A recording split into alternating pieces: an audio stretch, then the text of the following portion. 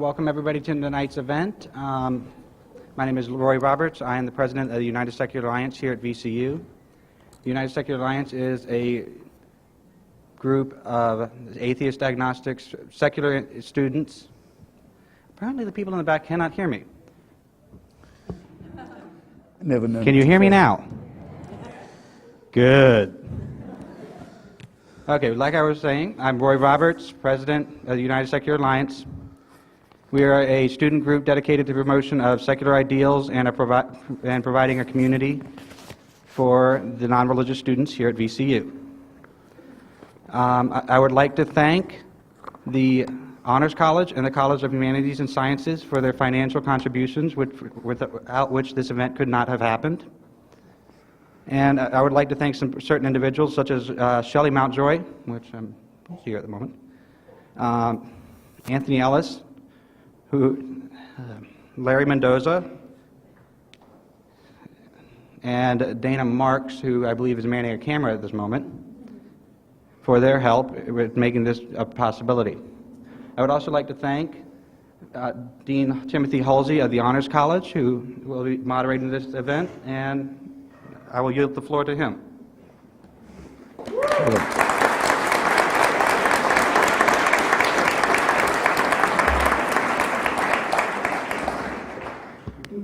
Thank you, Roy, and thanks to the VCU chapter of the United Secular Alliance for arranging tonight's event.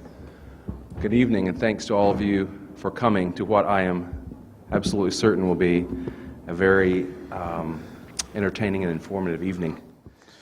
This evening, as you all already know, we're honored to have Christopher Hitchens and Frank Turek with us to debate an ancient and modern question: does God exist? There is perhaps no more contentious issue that we could consider. Accordingly, this debate will follow specific guidelines. To begin, each speaker will have 20 minutes to make his opening statement. Dr. Turek will speak first, since he argues in the affirmative. Following the opening statements, each speaker will have 5 minutes to rebut his opponent, followed by an opportunity to question his opponent directly. Each speaker will be allowed 3 questions of the other, with questions limited to 1 minute and answers to 5. After the direct questioning, the speakers will respond to questions from the audience, asked by me from the cards that you were handed when you entered the room. As questions occur to you, please write them on these cards, and at a point in the debate, I'll ask the ushers to come forward and collect them, and if you would pass them. We will ask as many of them as we have time to do. Given the nature of tonight's debate, it is vitally important that everyone in attendance act in accordance with the highest standards of social behavior. Anyone acting rudely or behaving disruptively, will be thrown out. Really. And now, our speakers. Frank Turek is a speaker, author, columnist, and founder of crossexamined.org, an organization dedicated to presenting evidence for the Christian worldview at universities, high schools, and churches. He is a columnist for townhall.com and is the co-author of 2 books, including I Don't Have Enough Faith to Be an Atheist. He has appeared on numerous TV and radio programs, including The O'Reilly Factor, Hannity and Combs, and Politically Incorrect with Bill Maher. Dr. Turek has a doctorate in apologetics from Southern Evangelical Seminary in Charlotte, North Carolina, and a master's degree in public administration from George Washington University, where he also taught courses in leadership and management. Christopher Hitchens is the author of more than 10 books, including most recently, God is Not Great: How Religion Poisons Everything. He is a contributing editor to the Atlantic Monthly and Vanity Fair, and has written prolifically for American and English periodicals including The Nation, the London Review of Books, Granta, Harper's, Slate, and the Washington Post. He is a regular television and radio commentator, appearing on Hardball with Chris Matthews, The Charlie Rose Show, Real Time with Bill Maher, The Tavis Smiley Show, and C-SPAN's Washington Journal, among others. Mr. Hitchens is also taught as a visiting professor at the University of California, Berkeley, the University of Pittsburgh, and the New School for Social Research in Manhattan. Now, according to the rules of our debate, Dr. Turek will make his opening comments. Dr. Turek.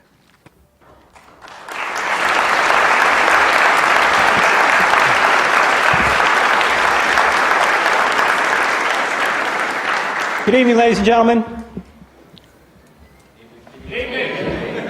My name is Frank Turek. Before I get started, let me ask you this. How many have heard me before, or this is your first time? How many of you are here tonight?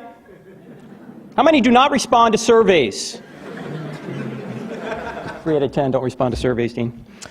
This is my first formal debate.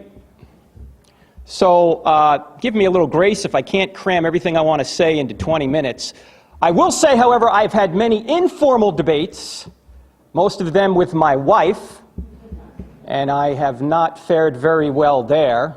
I will say, however, that she is probably the perfect sparring partner for Christopher Hitchens because her nickname at our house is Nails.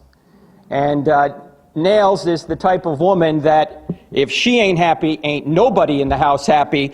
So hopefully I'm prepared for a very formidable opponent in Christopher Hitchens. And I do want to say that I very much like Christopher Hitchens. I've been following him for many years.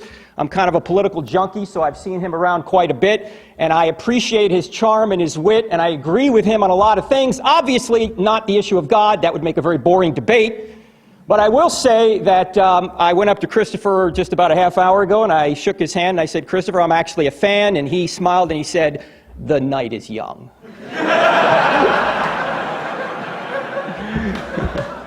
I want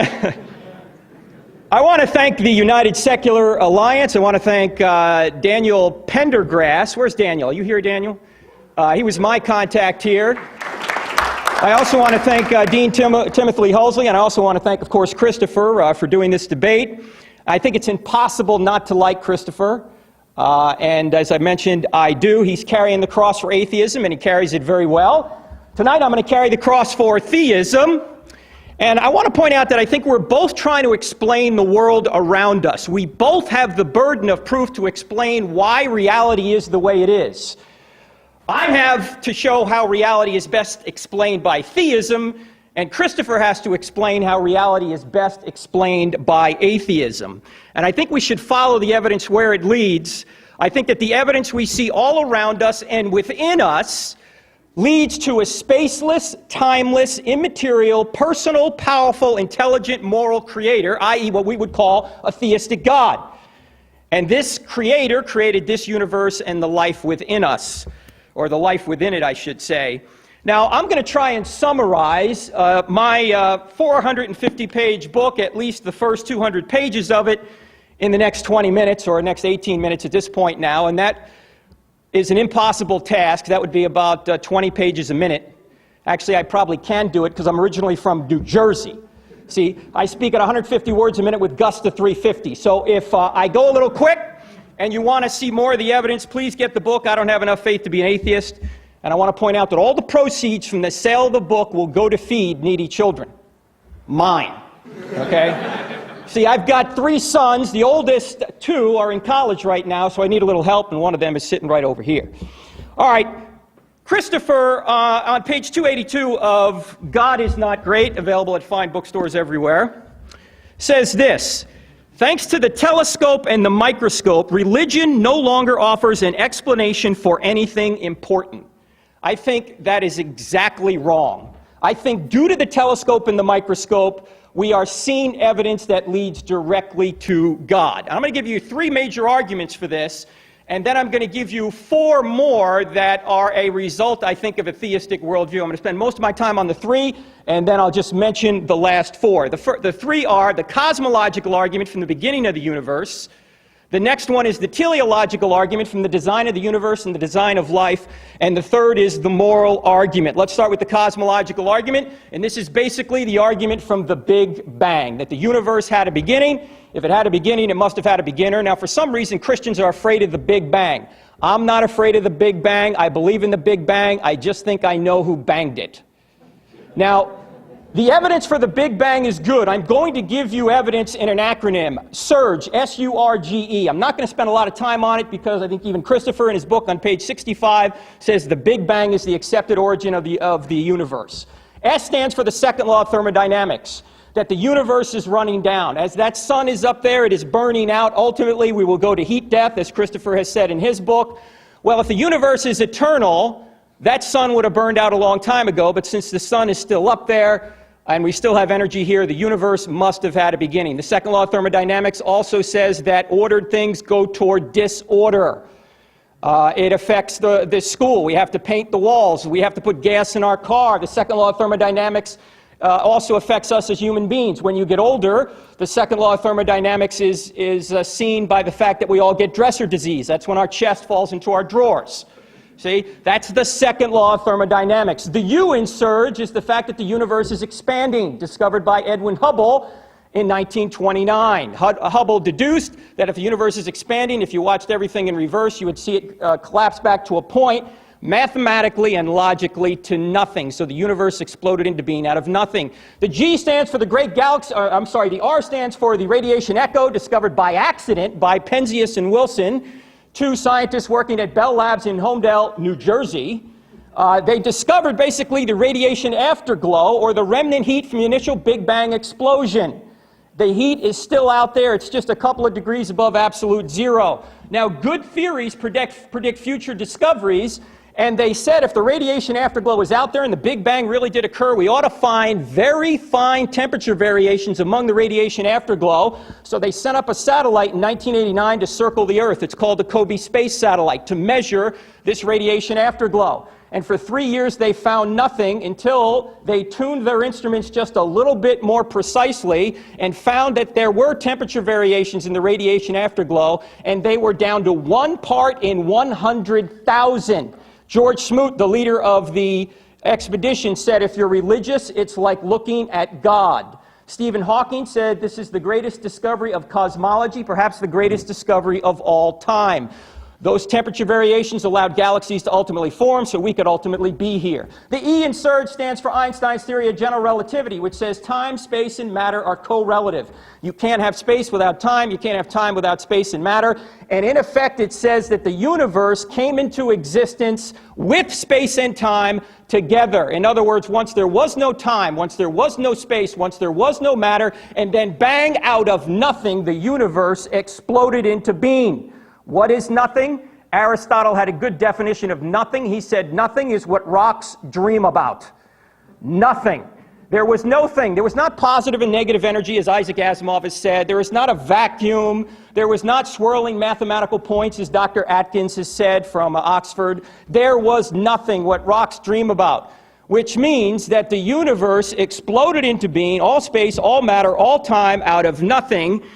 And several scientists have pointed this out. Stephen Hawking said almost everyone now believes that the universe and time itself had a beginning at the Big Bang.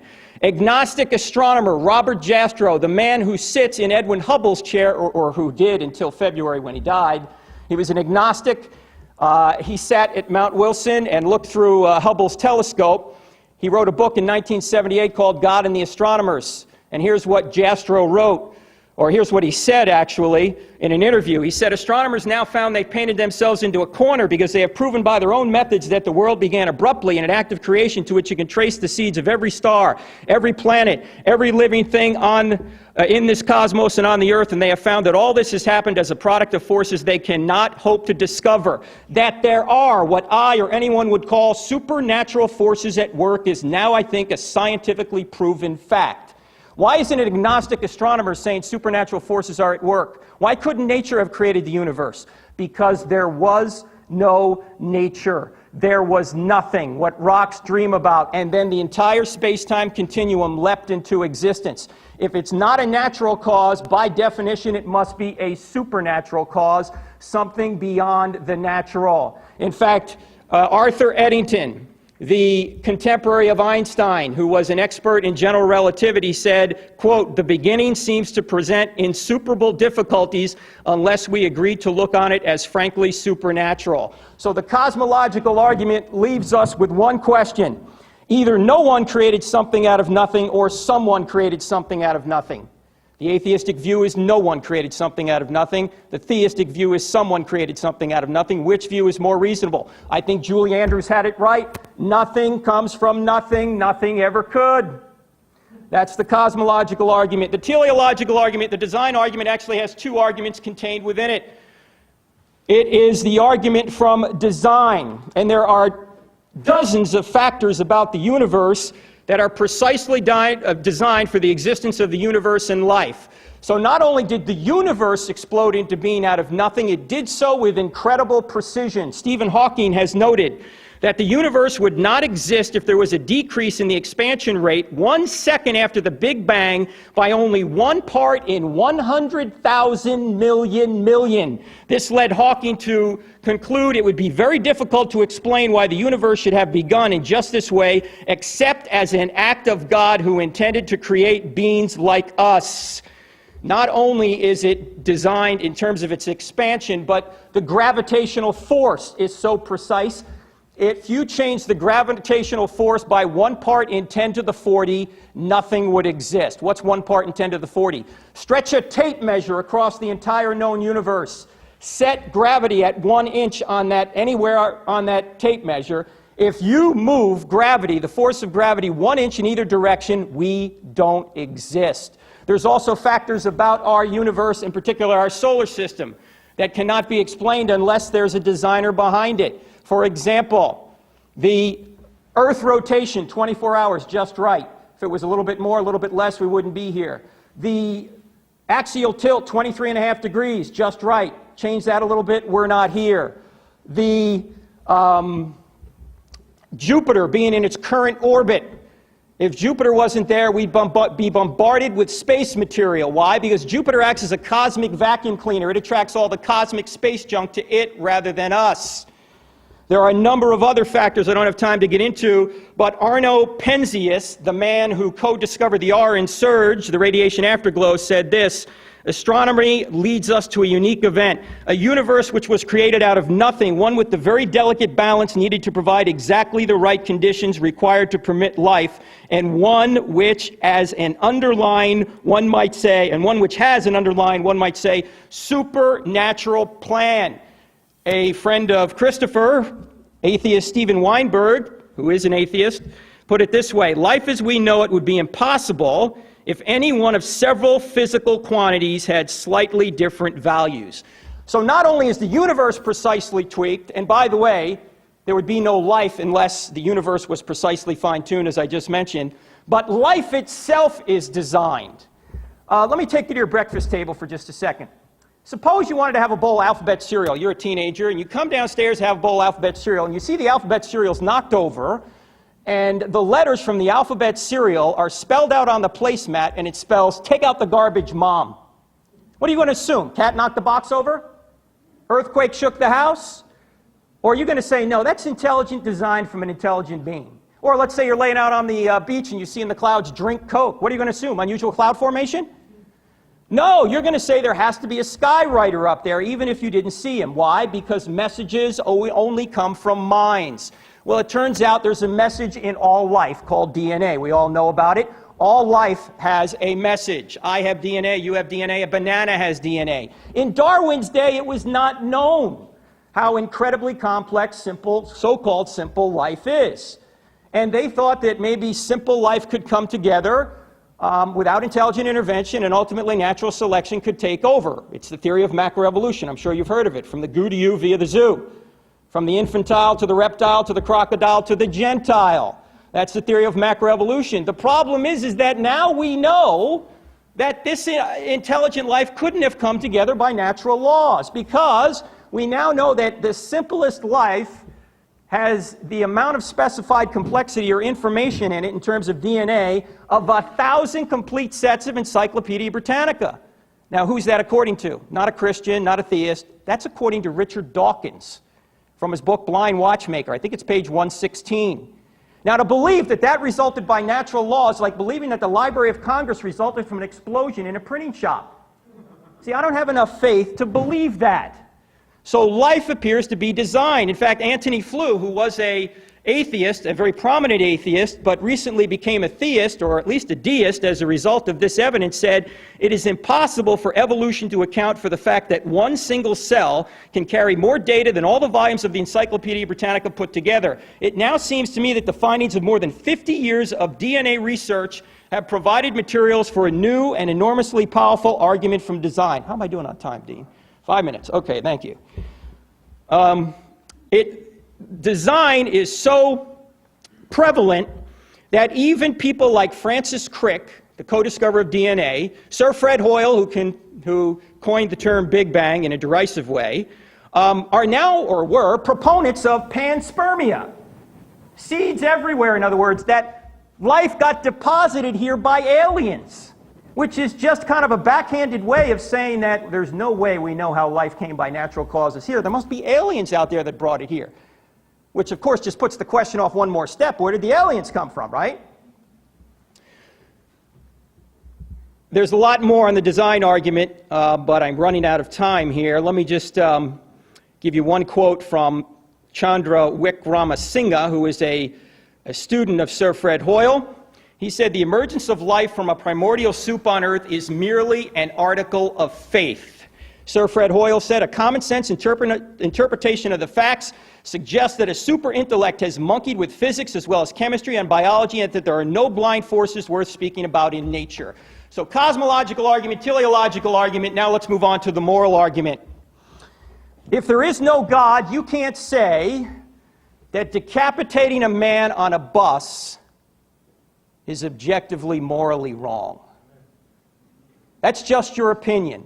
As Dostoevsky said, if there is no God, everything is permitted. Now, I want to be very clear here. I'm not saying that atheists can't know morality. They do. I'm not saying that atheists can't be moral. They can. I'm not saying that believing in God makes you more moral, as Christopher has pointed out, and as I say, I agree with much of what he writes here. I'm not saying that religious people are necessarily better than atheists. That's not the argument. The argument is that there's no way to say that a given act is moral or immoral unless there's a standard beyond humanity. It's not just my opinion, it's not just Christopher's opinion, or Mother Teresa's or Hitler's. There's a standard beyond everybody that defines what is right. That standard is God's very nature. Since objective moral laws exist, there must be an objective moral lawgiver. You say, no, there doesn't need to be any moral lawgiver. If there's a prescription, there must be a prescriber. If you go to the pharmacist and say, here, I'd like you to fill this prescription, and the pharmacist says, who prescribed it? And you go, nobody. Are you going to get your prescription? No. Now, there's a lot more on the moral argument. Maybe we can talk about it a little bit during the Q&A. But what can we learn from these three arguments for God? We can learn from the cosmological argument that this being must be spaceless, timeless, and immaterial. Why? Because it created space, time, and material. It must also be powerful. Why? Because it created out of nothing. Must be personal. Why? Because you can't go from a state of non-existence to a state of existence without making a choice, and only personal beings make choices. Impersonal forces do not. It must be intelligent. Why? Because it created in such a highly designed, razor's edge way. It must be moral. Why? Due to the moral argument, and of course it must be a creator. These attributes are the attributes of what the Bible would call God. Let me sum up what agnostic astronomer Robert Jastrow said after going through evidence like this. He said, for the scientist who has lived by his faith in the power of reason, remember he's the agnostic, the story ends like a bad dream. He has scaled the mountains of ignorance. He's about to conquer the highest peak. As he pulls himself over the final rock, he's greeted by a band of theologians who've been sitting there for centuries. 2 more minutes? Take 3. Thank you, sir. Those are the 3 main arguments. Now I'd like to say there's 4 additional truths about the universe that are better explained by theism than by atheism. First of all, reason and the laws of logic. Christopher is a self-described materialist, but if atheism is true, we have no grounds to know it because reason and thoughts are just chemical reactions in the brain. How can you have, even Einstein believed this. Einstein was a determinist. How can you trust what Christopher says if it's just chemical reactions going on in his brain and chemical reactions in our brain? See, chemicals don't reason, they react. Now, I'm not saying there's no connection between our thinking and chemicals. There is. But if it's nothing but chemicals, how can we trust them? Even Darwin recognized this. It's called Darwin's doubt. He said, if we are just the product materially of primates, why should I even trust anything, much less my theory of natural selection? The next major reason is the laws of mathematics. Science depends on the notion that the universe is rational and mathematical at all levels. But how does rationality and mathematics arise from randomness? How do they come from matter? Rationality and mathematics are the product of mind, not matter. So you got reason and the laws of logic, the laws of mathematics, and then Number 7, or 7 in my list here, 3 in the addition, human freedom and the ability to make choices. Christopher is somebody who is very concerned about human freedom as I am. But again, if we are just molecules in motion, how do we have human freedom? William Provine from Cornell, he's a materialist, a Darwinist. He points out that we don't have any human freedom if all we are is molecules in motion. Now, Christopher ought not scold anybody for being a snake-handling, Bible-thumping, fundamentalist preacher, because according to his own worldview, that person is that way because these are just chemicals going on in his brain. Neither could you say that Hitler had done anything wrong if it's just chemicals going on in his brain. I mean, what is the murder molecule? How much does justice weigh? These are questions that have no answer in a materialistic worldview, but that is Christopher's worldview. It seems to me that it makes much more sense to say that reason and laws of logic, mathematics, and human freedom come from a great mind that granted us these immaterial realities. The final argument is consciousness. Do you know that a heap of sand and a human brain have the same elements? Why are some carbon-based molecules conscious and others are not? Materialists have no answer for this. Daniel Dennett, another person who would agree with Christopher on many things, he's a materialist, says that consciousness is an illusion because he's a materialist. You're not really witnessing this right now. It's just an illusion. Now, one wonders if he was conscious when he wrote this. But again, there is no explanation for this in an atheistic worldview. Now, I have a couple other arguments on the bench, but I don't have time to get to them. Let me just sum up in 1 minute. We need to take all this data in context, not just one argument, but all of them. What is the best explanation?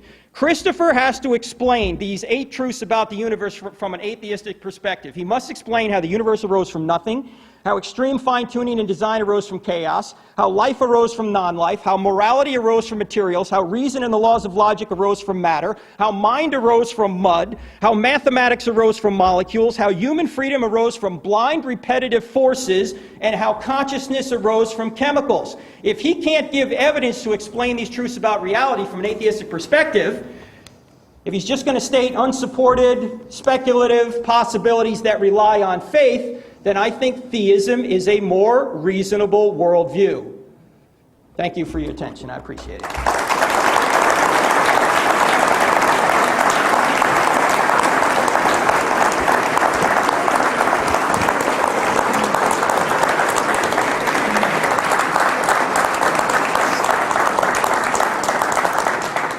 Thank you, Dr. Turek. We'll now have 20 minutes from Mr. Hitchens at his opening statement.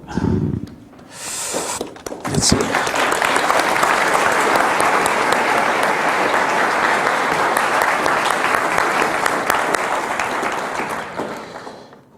Thank you, Mr. Chairman. Thank you, ladies and gentlemen, for coming. Thank you, Dr. Turek, for that very spirited opening to the evening. I should say first it's a great honor to be in the capital of the great state of Virginia. I'm, in a small way, a biographer of Thomas Jefferson, and his memorial, as you know, omitted the mention of his presidencies and vice presidencies and preferred to focus on his work at the university and his authorship of the Virginia Statute on Religious Freedom, which is the embryo and basis of the First Amendment to our Constitution, which makes this the only country in the world that has ever decided that God and constitutional matters should be separated. And it's in defense partly of that civilizational impulse that I rise this evening to satirize the idea that we're here by somebody else's permission and owe that person an explanation, which is what it is to be a theist, if not a deist at any rate. I almost never watch television, and I'm usually glad that I don't, but now I'm glad that I'm forced by my daughter to watch Family Guy. Because you may possibly have seen the moment when the chubby father comes down in the morning and looks at his cereal in the bowl, accepting one of your more sophisticated challenges, sir. And he says, "Look at this," it says, "woo, woo, woo, woo, woo." And his daughter says, "Those are Cheerios, Dad." But I accept the ontological challenge. And I accept it in this way. The answer to the question with which we confront ourselves tonight, or are confronted if you prefer, does God exist, is to me, yes, it does. It must do. It must do because it is so real to those who do believe in it. There are people of whom it may be said that for them, God does exist. I've become perfectly persuaded of this by now. There is no form of persuasion that would make me assent to this proposition. Some of us are born, we're born too, in answer to Blaise Pascal's own problem, the one that made him write his Pensées and address them to those who are so made that they cannot believe. Those of us to whom almost everything that Dr. Turek just said would be the mere equivalent of white noise. I suppose it's my job this evening to explain ontologically how that is the case. Perhaps I'll do it by force of example. Recently, very recently, in fact, as little ago in time as last year, the Vatican announced that limbo, the destination of the unbaptized child soul, no longer exists. There is no such place. St. Augustine was in error, it appears, in sending so many children, at least the souls of so many unbaptized children, to this destination for so long. Among the comments that I heard about this, among the mildest, actually, was that of a woman raised in the Catholic faith, whose child had died before baptism could take place, who had for many years believed that that's where her unbaptized child had gone. And she said, they can't tell me that place doesn't exist. It's been as real to me as anything possibly could be for so long. They've no right to tell me now that this no longer exists. Ontologically, limbo exists for those who believe in it just as God does. I'm not here to deny that. It's only a few decades now since the rival church, the Church of Rome, the Church of England, announced that really no one actually goes to hell.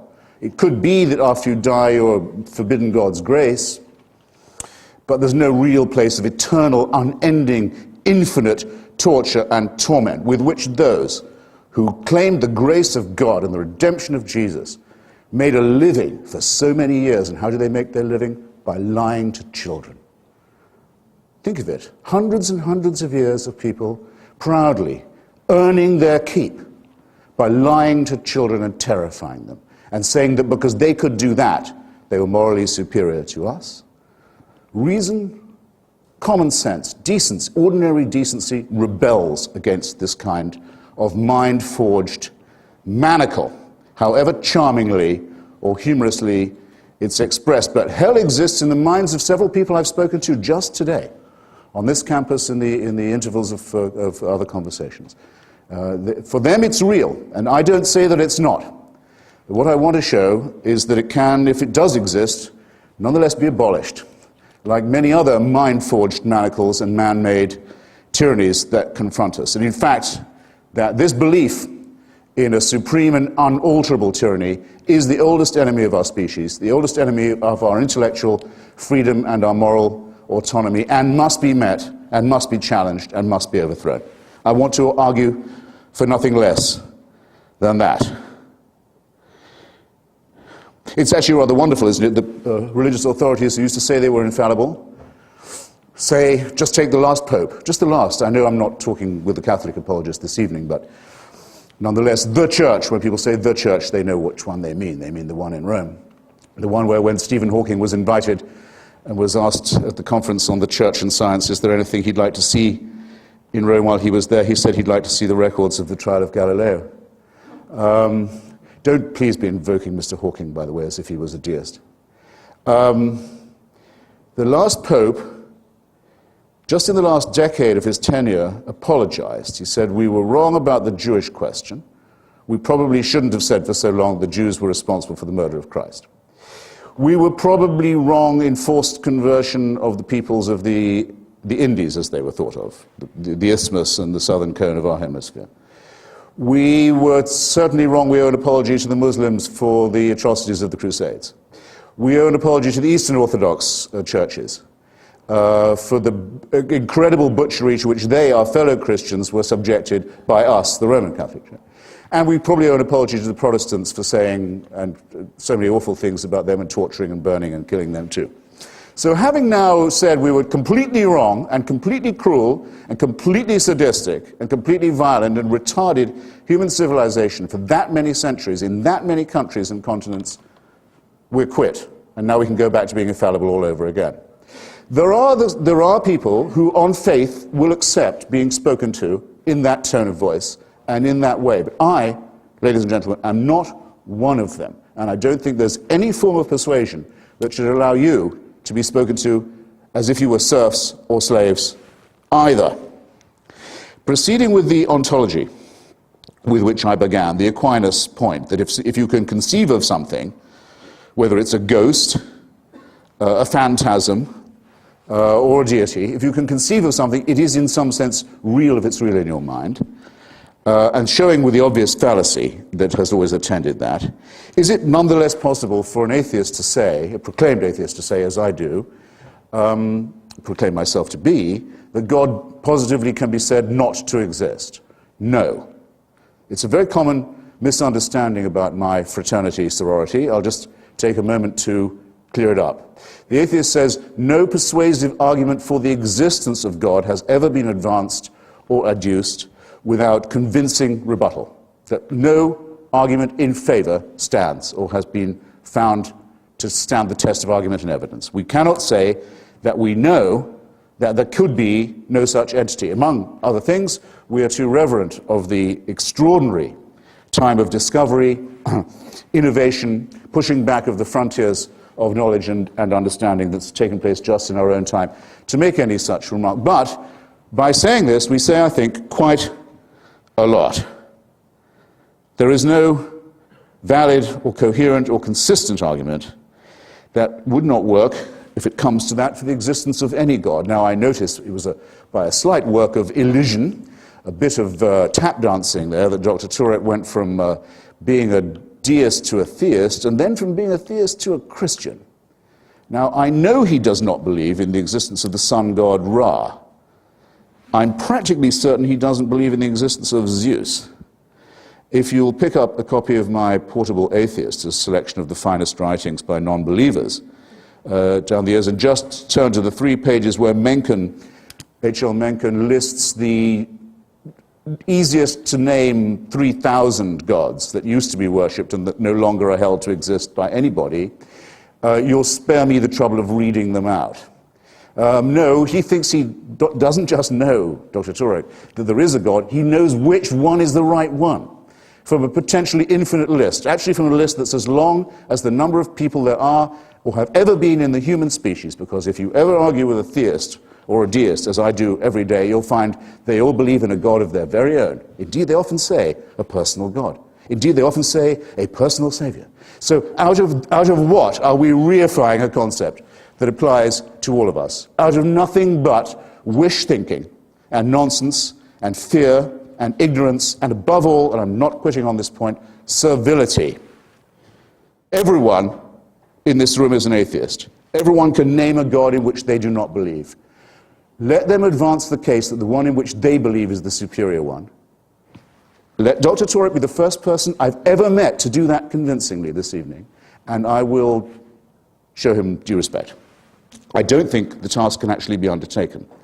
Now, the same tap dancing hopes you will not notice that deism and theism are two quite different things.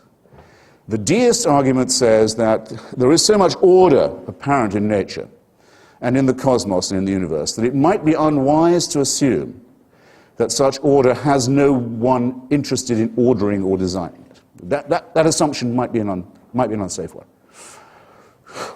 The philosopher Paley, in his Natural Theology, said design implies a designer. He came up with the very famous image of the watch. If you come across a watch, if you're a primitive tribesperson in the Sahara, you may not know what it's for, but you know that it's not a rock or a vegetable. You know it has a purpose, and someone made it that way. Until quite recently, that was the default position of most intelligent people, including Mr. Jefferson, who, despite his intermittent atheism, in my judgment, was a theist. Was a deist. He would debate among the many skills he had, was a very advanced level of paleontology. He would debate with the greatest paleontologist of his time, the Count de Buffon. How comes it? How can it be that we find seashells so high on the mountains of Virginia? How can this be? Not even the most intelligent people of that day, and it's very recent, it's an instant in historical time, had any idea how that could be. There isn't anyone in this room who wasn't educated and brought up knowing exactly how that is. It's just a shame that Jefferson and many other intelligent and humane and well-educated, literate people just couldn't see that far. He wasn't to know, though Darwin was born in his day, on the same day, actually in 1809 as Abraham Lincoln, the very same day, the two great emancipators, Darwin being, in my judgment, the greater of the two. Now we know this proposition to be true, the proposition that was ridiculed so pathetically, I have to say, I thought, by Dr. Turek.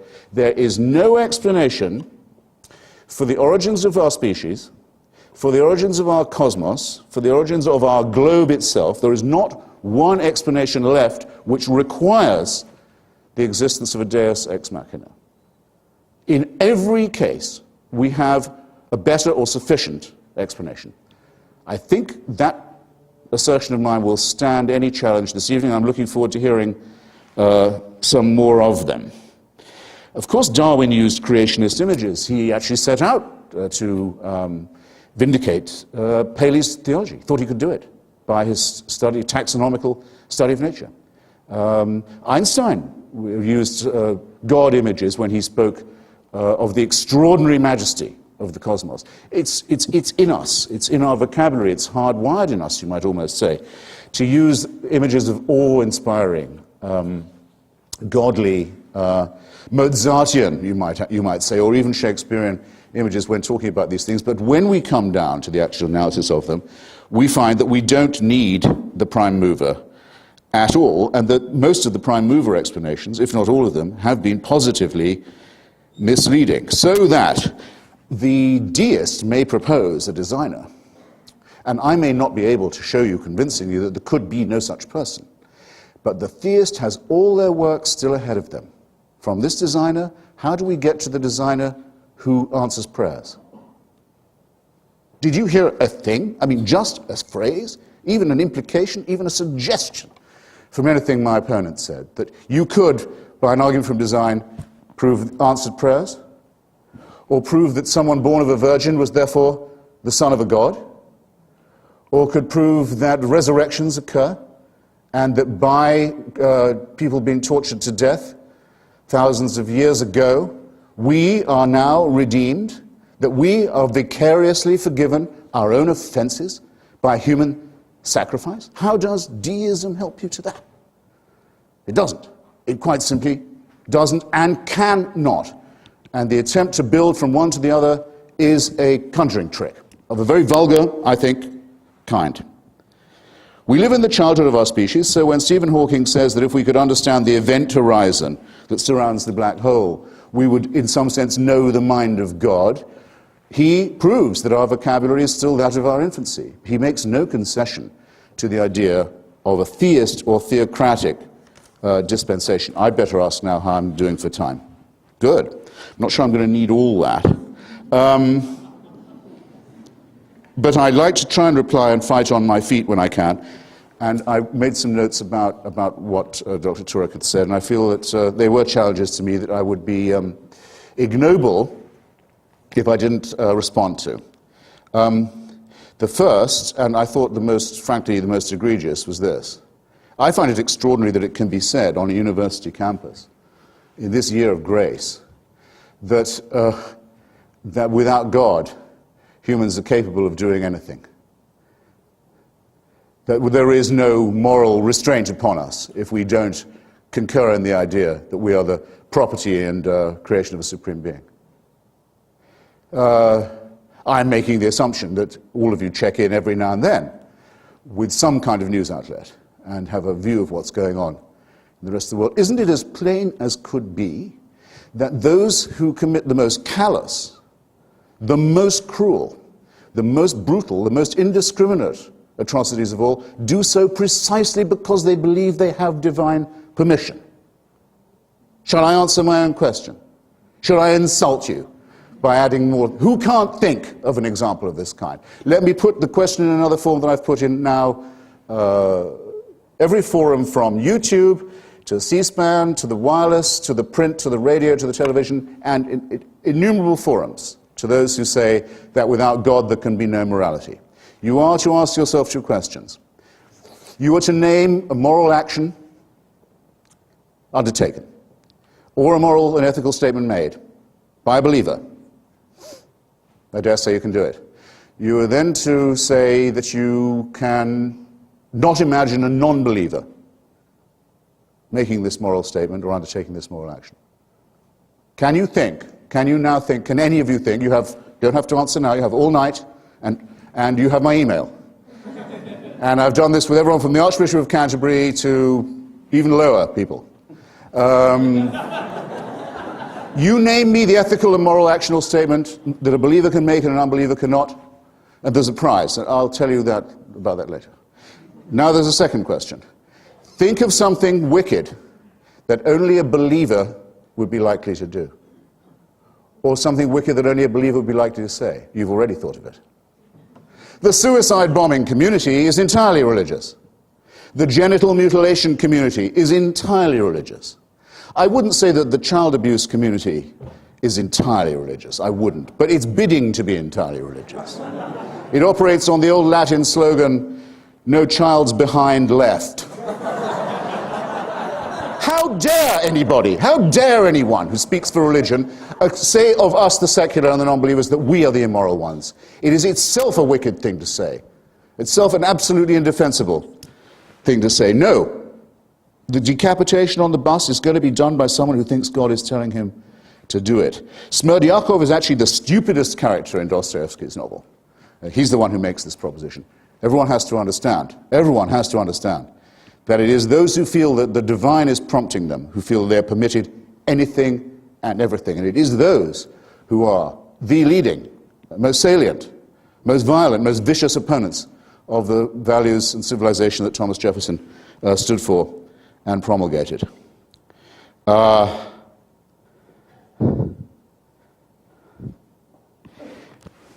Just on the question of fine-tuning, I have a number of responses. We'll have to postpone some of the naturalistic questions for later, when I know they'll come up again. You mentioned Edwin Hubble and the way that he saw the red light shift and saw that the universe was not just expanding, but expanding very fast away from itself, that the Big Bang had not stopped. Lawrence Krauss, great physicist, probably the next Nobel Prize winner, has noticed that most of people's assumption was wrong. That though this expansion was taking place, it was thought, the rate of speed of the expansion must surely be declining. People still think in Newtonian terms in this way. No, says Krauss, he's pointed it out and now it's agreed by all. No, the Hubble rate of red light shift is increasing. The universe is dissipating itself at high speed and the speed is getting greater. What does this mean? Well, it answers the question of why is there something instead of nothing? Because now we have something. We're all here because there's something. And nothing is coming right for us. Very soon, a physicist wouldn't be able to tell the Big Bang had ever taken place. So far sprung apart will the whole system be. And meanwhile, look in the sky at night and you can see the Andromeda Galaxy headed straight for ours on a direct collision course. Who designed that? Who made it certain that every other planet in our solar system is either too hot or too cold to support life, as is most of our own planet, and that in just one tiny, irrelevant solar system already condemned to heat death and implosion? Some design, wouldn't you say? But these are just the paltering, minor objections that I have to the theistic worldview. The main one is the one with which I began. Religion, theism, not deism, theism I underline. Theism says that all our manifold problems, what is the good? How shall we live it?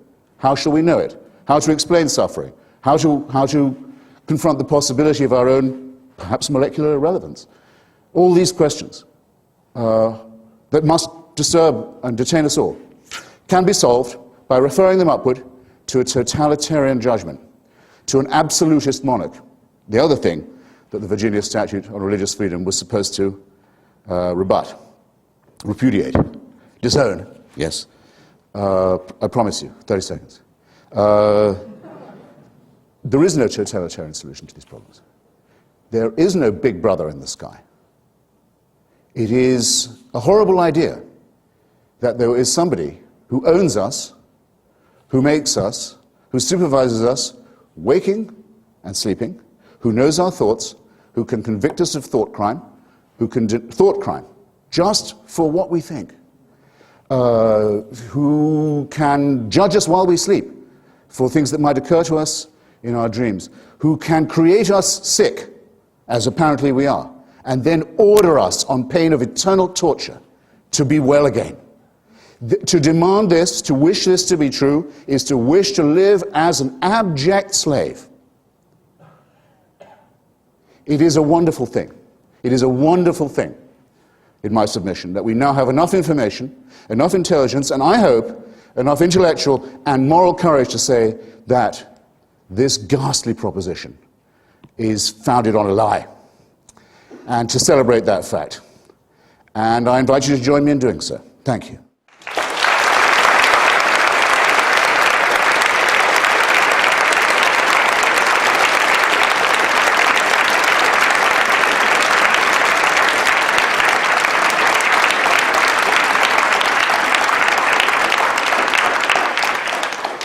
Thank you, Mr. Hitchens. We now have 5 minutes of rebuttal from Dr. Turek.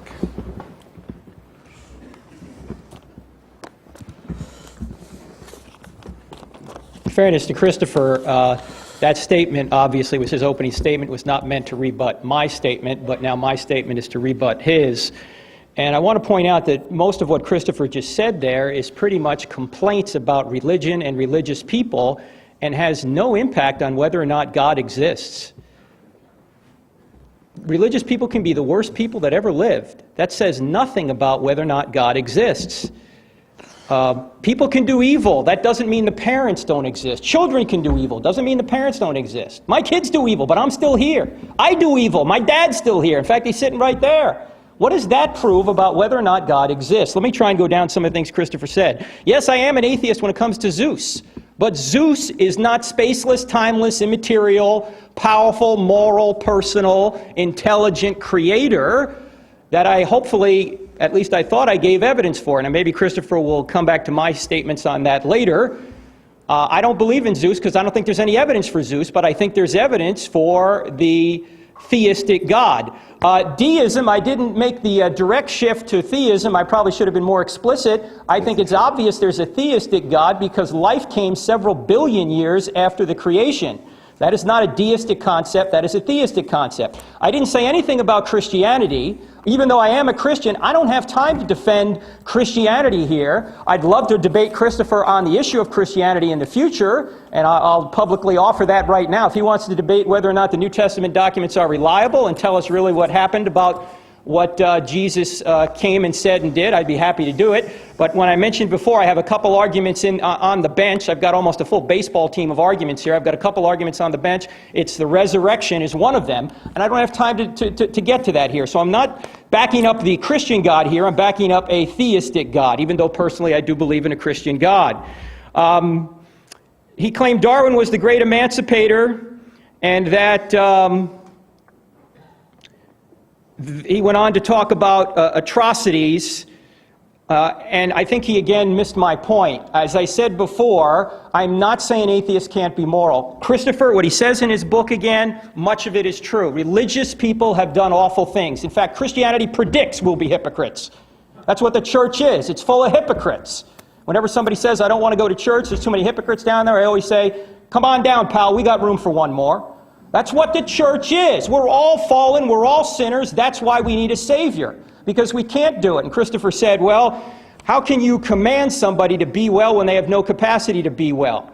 Well, we were well in the beginning, and I'm going into Christian theology here, I understand, I'll just try and answer the point.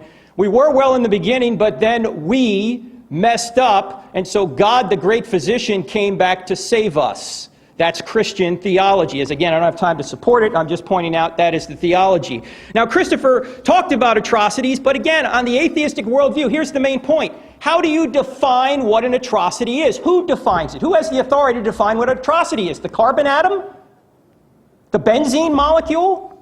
I'm not saying you have to believe in God to be moral. I'm not saying that only religious people are moral. I'm not saying atheists can't be moral. I'm not saying atheists don't know morality.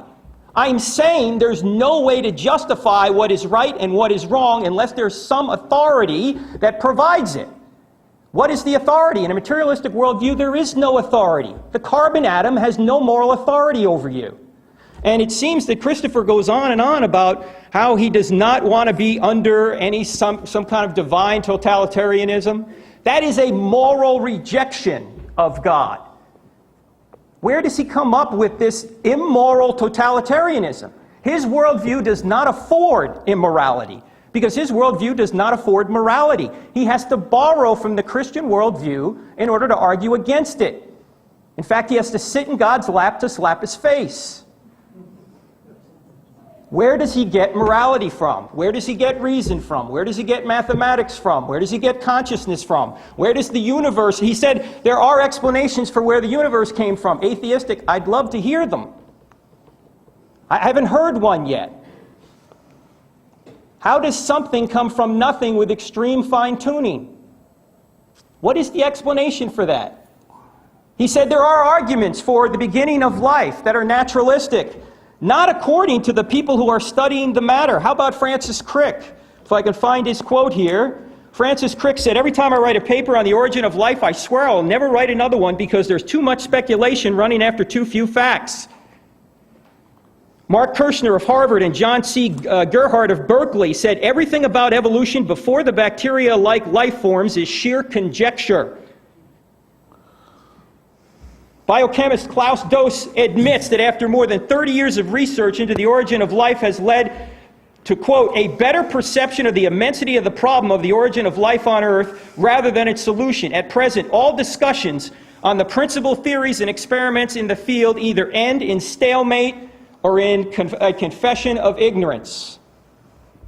Now, I'm not saying that this is a default position, that it must be God. I'm not saying that I just lack a natural explanation for the origin of life. I'm saying that specified complexity, information, the DNA structure that we all have is evidence for an intelligent being. Because information only comes from minds. The laws of ink and paper did not create, God is not great. There was a mind behind it that brought it into existence. And there's a mind behind DNA. What is the atheistic explanation for DNA? What is the atheistic explanation for information? What is the atheistic explanation for all of these 9 things I mentioned? How much time do I have? I have none. Survey said, sit down. Yes, sir. Thank you.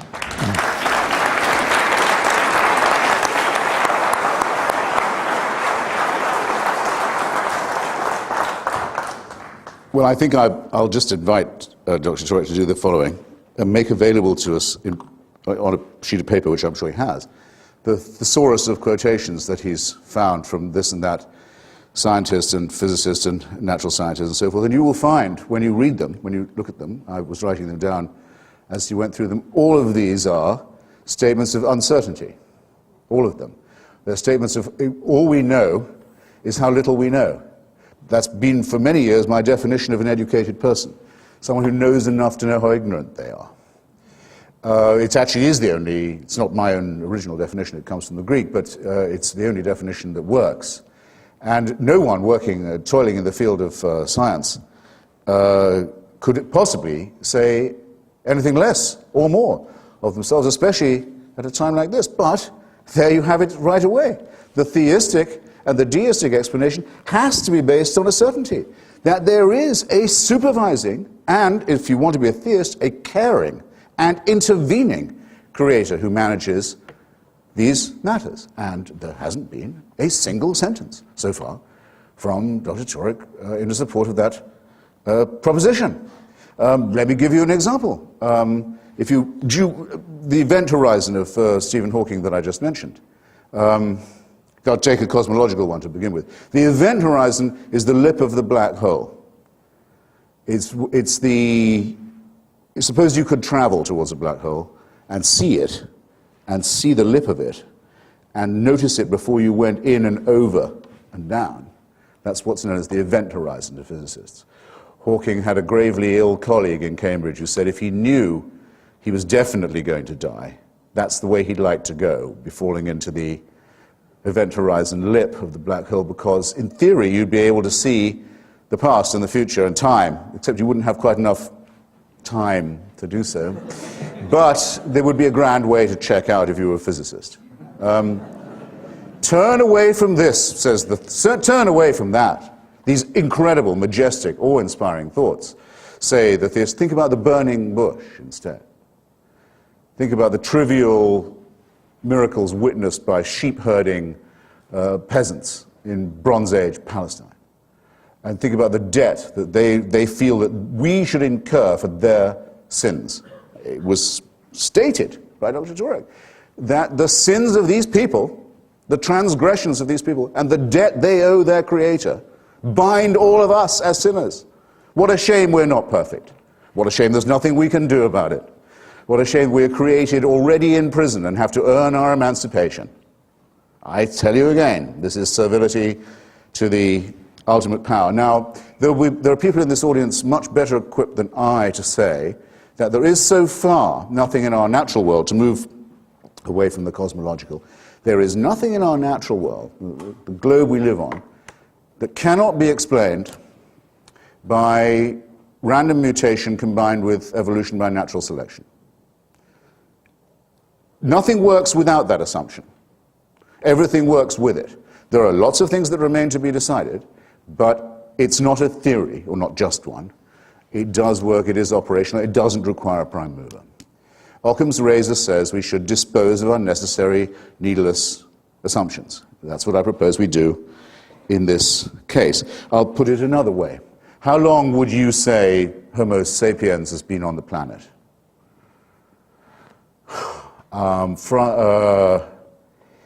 Francis, not Crick, excuse me, the author of the supervisor of the Human Genome Project. Collins. My new best friend and occasional debating enemy thinks, well, not more than 500,000 years. Richard Dawkins thinks it could be as much as 750,000.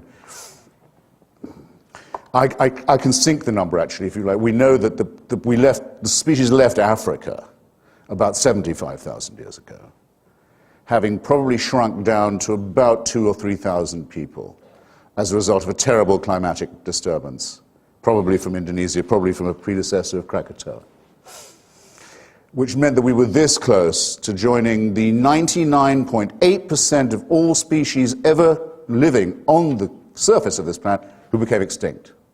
Some design, by the way. Profuse creation of millions and millions and millions of life forms, all to be wiped out, with not even anyone left to testify to their previous existence. We nearly joined that lot.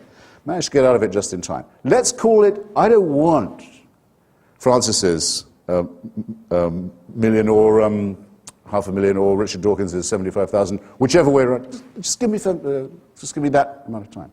Suppose we've only been around for 75,000 years. Monotheism, Christianity, Judaism, Islam, shows up, 4,000 or 5,000 years ago at the most. Right? So if you give me my most microscopically small assumption of human existence, for at least 70,000 years, heaven watches as the human species is born, dies, usually of its teeth, usually at about 20, usually its infants having about a 9, 10, 2% chance of living beyond. I don't have to draw you a picture. Watches this with indifference. Thousands and thousands of generations, miserable, illiterate, starving, hungry. To say nothing of the wars they'll fight with each other. To say nothing of the cruelties they will inflict, as well as the ones they will suffer just from existence. And only 3 or 4, perhaps 5,000 years ago, heaven decides it's enough of that. It's time for an intervention.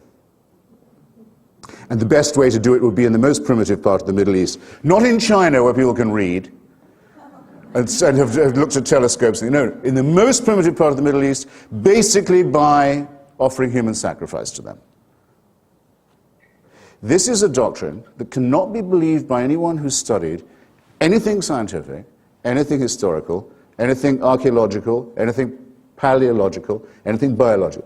Can't be believed by anyone. Can't be only believed by someone who wants to be a plaything and a slave of a pitiless totalitarian power. How glad we should be that the evidence for this ghastly entity is nil. Good. Thanks.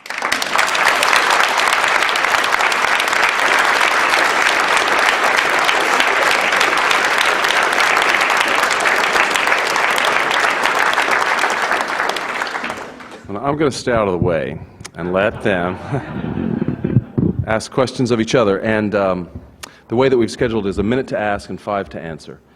And we'll try to stay to that. So That's very generous.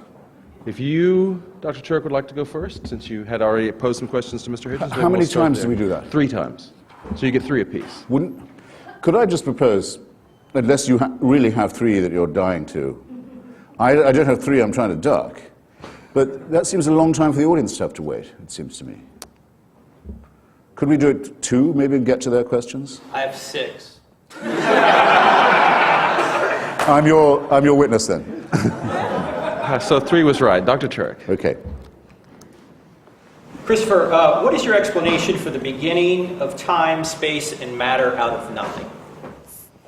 Well, we don't know. I remember being asked by one of my children once when I said, well, what was there at the Big Bang? And I said, well, you have to imagine, this shows how poverty-stricken our own vocabulary is, and I suspect how poverty-stricken our own capacity is.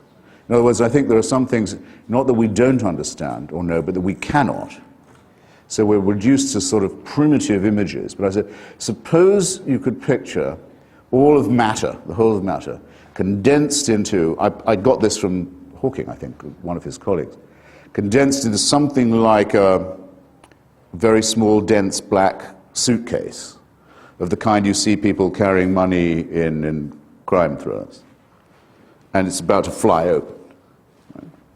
That's what you'd have to be able, and everything that's ever going to be is inside that. That was the best I could do. And I don't think many people could do, if I say it myself, that much better. But I was completely unhorsed because the kid said, well, what was outside the suitcase? And I thought, oh, well, I can't do that. And I don't know anyone who can. And that, in a way, would be my whole point. I don't have to know. You do. You're the one who says you know, not me. The theist and the deist say, oh, come on, we know. This is only possible with an author. It's only possible with a creator. It's only possible with a master and commander. It's only possible with a dictator. You're welcome. I don't need 5 minutes. Is it fair to say, though, that if the creation was out of nothing, and that's the common view today, that the being that brought it into existence, the cause, whatever it was... Don't say being. What ground do you have to say being? Because to go from a state of non-existence to a state of existence, you need to make a choice. No, you don't. You don't? How does something that... Where are you getting this choice from? The choice, how does first of all, there was no nature, there was nothing. So if there was nothing, how do you get something from nothing without a cause? How do you get, I can answer the same question in the way I did before. How do you get so much nothing from something? You look into the night sky, if you're in, say, the Carmel Peninsula, you can't do it from many parts of Virginia now, but if you are in certain parts of California, as I was recently, you can look into the night sky and see universes blowing up and bursting into flame every night of the week, several times. They had something, and it's all nothing now. Who's the author of that? Who mandated that? Who's the creator of that? Who's the dictator who demands that sacrifice? You're making a rod for your own back here. No, the fact that things go out of existence, Christopher, doesn't mean that they're not designed. The typewriter is out of existence right now, thankfully. But the typewriter's designed. So the fact that the universe is going to heat death doesn't mean that it didn't have a designer at the beginning. And of course, religious people believe that somebody's going to intervene to stop it before it does go. And even if they do? Even if it doesn't, wait. Hold on. Sorry. Even if nobody intervenes, if it the goes to religious heat among death, you, it goes to heat death. Excuse me.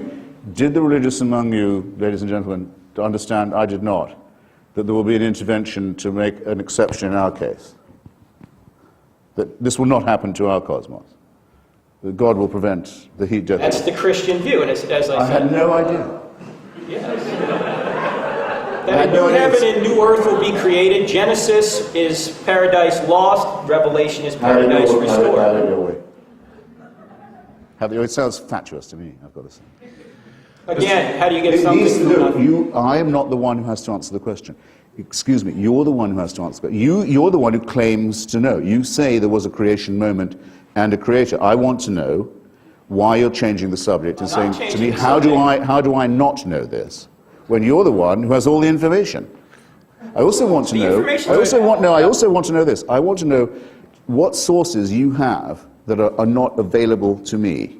How do you know that an intervention will occur to prevent the entropy and implosion and destruction of our solar system? If you want to go to our second debate, I'll provide that. Well, but what I'm saying is, let's say there's no intervention. Let's say there's no intervention. We go to heat death. Does that mean that the universe was not created and not designed? It doesn't entail that belief, no, but it makes it. Okay, so what's your point? Makes it seem a very capricious designer. Shall we say, rather as I said, it's an old verse of Phil Greville's, created sick, commanded to be well. Why would people be told, okay, I can create you, but I'm going to create you with original sin, misery, shame, death of children, disease, and so on, just to see if you can pass a test that would mean I might not send you to hell? I don't say that that didn't happen. I say that I'm very glad that the evidence for it is very scanty. And I accuse those who do believe it, and I can't have been surely misunderstood on this point, of harboring a very sinister desire to live in a totalitarian system. How do you define sinister? Mr. Hitchens. The desire to be a slave. Is that masochism? Is I think. That, I regard masochism. In your brain, I regard or is masochism. There something beyond you that? I'll say that I think masochism is a sinister and creepy impulse. Yes. Mr. Hitchens. Question for Dr. Turek. All right. I won't take a minute to ask. I don't just support and try and help out those who dissent from the ridiculous belief of Christianity, the horrible idea of vicarious redemption. In other words, the idea that by watching another person suffer, an innocent person suffer, that you could be freed not just from your debts or your sins, but your responsibilities. You could cast your sins on a scapegoat. I don't just oppose that disgusting belief. I oppose the Judaism from which it's plagiarized and the Islam that plagiarizes from it. And I give publicity and exposure whenever I can to those who were brave enough in old times to oppose this nightmarish belief. And one of the great opponents of the Islamic totalitarianism in ancient Persia was the great Omar Khayyam, perhaps the greatest poet of old Persia, whose Rubaiyat, I'm sure, is known at least to some of you. And my favorite verse of this comes from the Robert Le Gallienne translation, and it takes the form of a question. The quatrain is in the form of a question. It says, "And do you think that unto such as you, a maggot-minded, starved, fanatic crew, God gave a secret and denied it me? Well, well, what matters it? Believe that too." To this magnificent astronomer and scientist and physician and humanist of Persia, who opposed the cruel, sadistic, verminous, ignorant mullahs of his day, I borrow the question, what is your authority for saying that you know something that I don't? Christopher, I'm giving a probability argument. As you said before, you can't disprove the existence of God, and you can't prove beyond any doubt that there's a God. I'm giving probability. I'm giving cosmological, teleological, moral, consciousness, reason, mathematics, all of those things I listed before. It's open. The evidence is open to everybody. And this is related to your 70,000 years point that you just made there. From a Christian perspective, God has always had a revelation, even before Christ. It talks about the fact that God has always had a witness. There's three witnesses. There's creation. Everyone has creation. There's conscience. Everyone has conscience. And there's Christ. Now, Christ, true, only came 2,000 years ago. But his sacrifice of atonement, his sacrifice of atonement is retroactive to everybody that lived before him. So he's always had a witness. It is quite convenient, and that is the very nature of God. You're absolutely correct. Well, I got him to say it. You see, if we were only discussing ontological questions, that would be all very well, and it could be quite amusing. I could say that you require a higher degree of standard of proof for your proposition than I perhaps do for mine, and you probably accept that, and so forth, and we could go back and forth. But we'd be paltering again with the essence of the matter, which is this. The difference between the theist and the deist is as follows. The deist says, may not make sense without some kind of designer. The theist says, when I tell you what to do, Christopher, I have God on my side. The deist says, he can tell what God wants of me, what length I should shave off the end of my penis, if I'm a boy or have a male child, or off the clitoris if it's a female child. He knows through the exactitude what the proportions of that should be, what the diet should be, what the dietary laws ought to be, who I should sleep with, and in what position, and various other things. And since God doesn't ever directly appear and say, do it this way, it's done for him, and this is really convenient, by human representatives who claim to act in his name. So that's why I think your standard of proof should be a great deal higher, because if the reason this point is important to you is because it would mean real power in the only world that actually exists, which is the material world, of you over me. And you wonder why I'm not keen. Okay, the material world is all that exists. That thought that you just mentioned, Christopher, the material world that all that exists, is that thought material? And if it is, why is it true? That sounds like casuistry to me, but I mean, I certainly think that that everything that I am capable of thinking, saying, feeling, and so forth does depend on my continued existence as a, what shall we say, mass of molecules, or yeah, shoot me in the head, and I can't go on like this. And I won't be coming back to bother you either. Question? Sure. Nor am I going anywhere after that's happened. Christopher. And I don't wish it otherwise, by the way. I don't wish it otherwise. God gives you what you desire. Would that were the case? I have bear with me, a relatively long question here. After admitting that an unborn child is a human being, you write on page 221, and thankfully you say in the book that it's nonsense that an unborn child is not a human being. You admit that the unborn child is. You say this, and I quote, "There may be circumstances in which it is not desirable to carry a fetus to full term. You then go on to advocate termination of pregnancy if birth control fails." Here's my question. Why is it that, according to you, when God plays God by taking a life prematurely, in the Old Testament, for example, it is a moral outrage, but when you play God by taking a life prematurely through abortion, it is a moral right? Well, it's a false distinction. I mean, that's not what I say. I mean, I say that the great abortifacient is, I would say, nature. I don't say God. Of course, God does not decide that so many pregnancies are not carried to full term. Nature knows, in the case of our species, as with every other mammal and primate, that some fetuses are not going to make it and flushes them out. That's just a brute fact. We wouldn't be here if that wasn't the case, because we're, as you know, adapted biologically to an environment we've abandoned, the savanna. That's why we have appendices that are designed for grass eaters, and you know all of this. It's all very well knowable. You can't be having a brood of sickly, half-baked children and get away from the predators. I mean, so nature is the great abortifacient. I certainly don't blame God for it.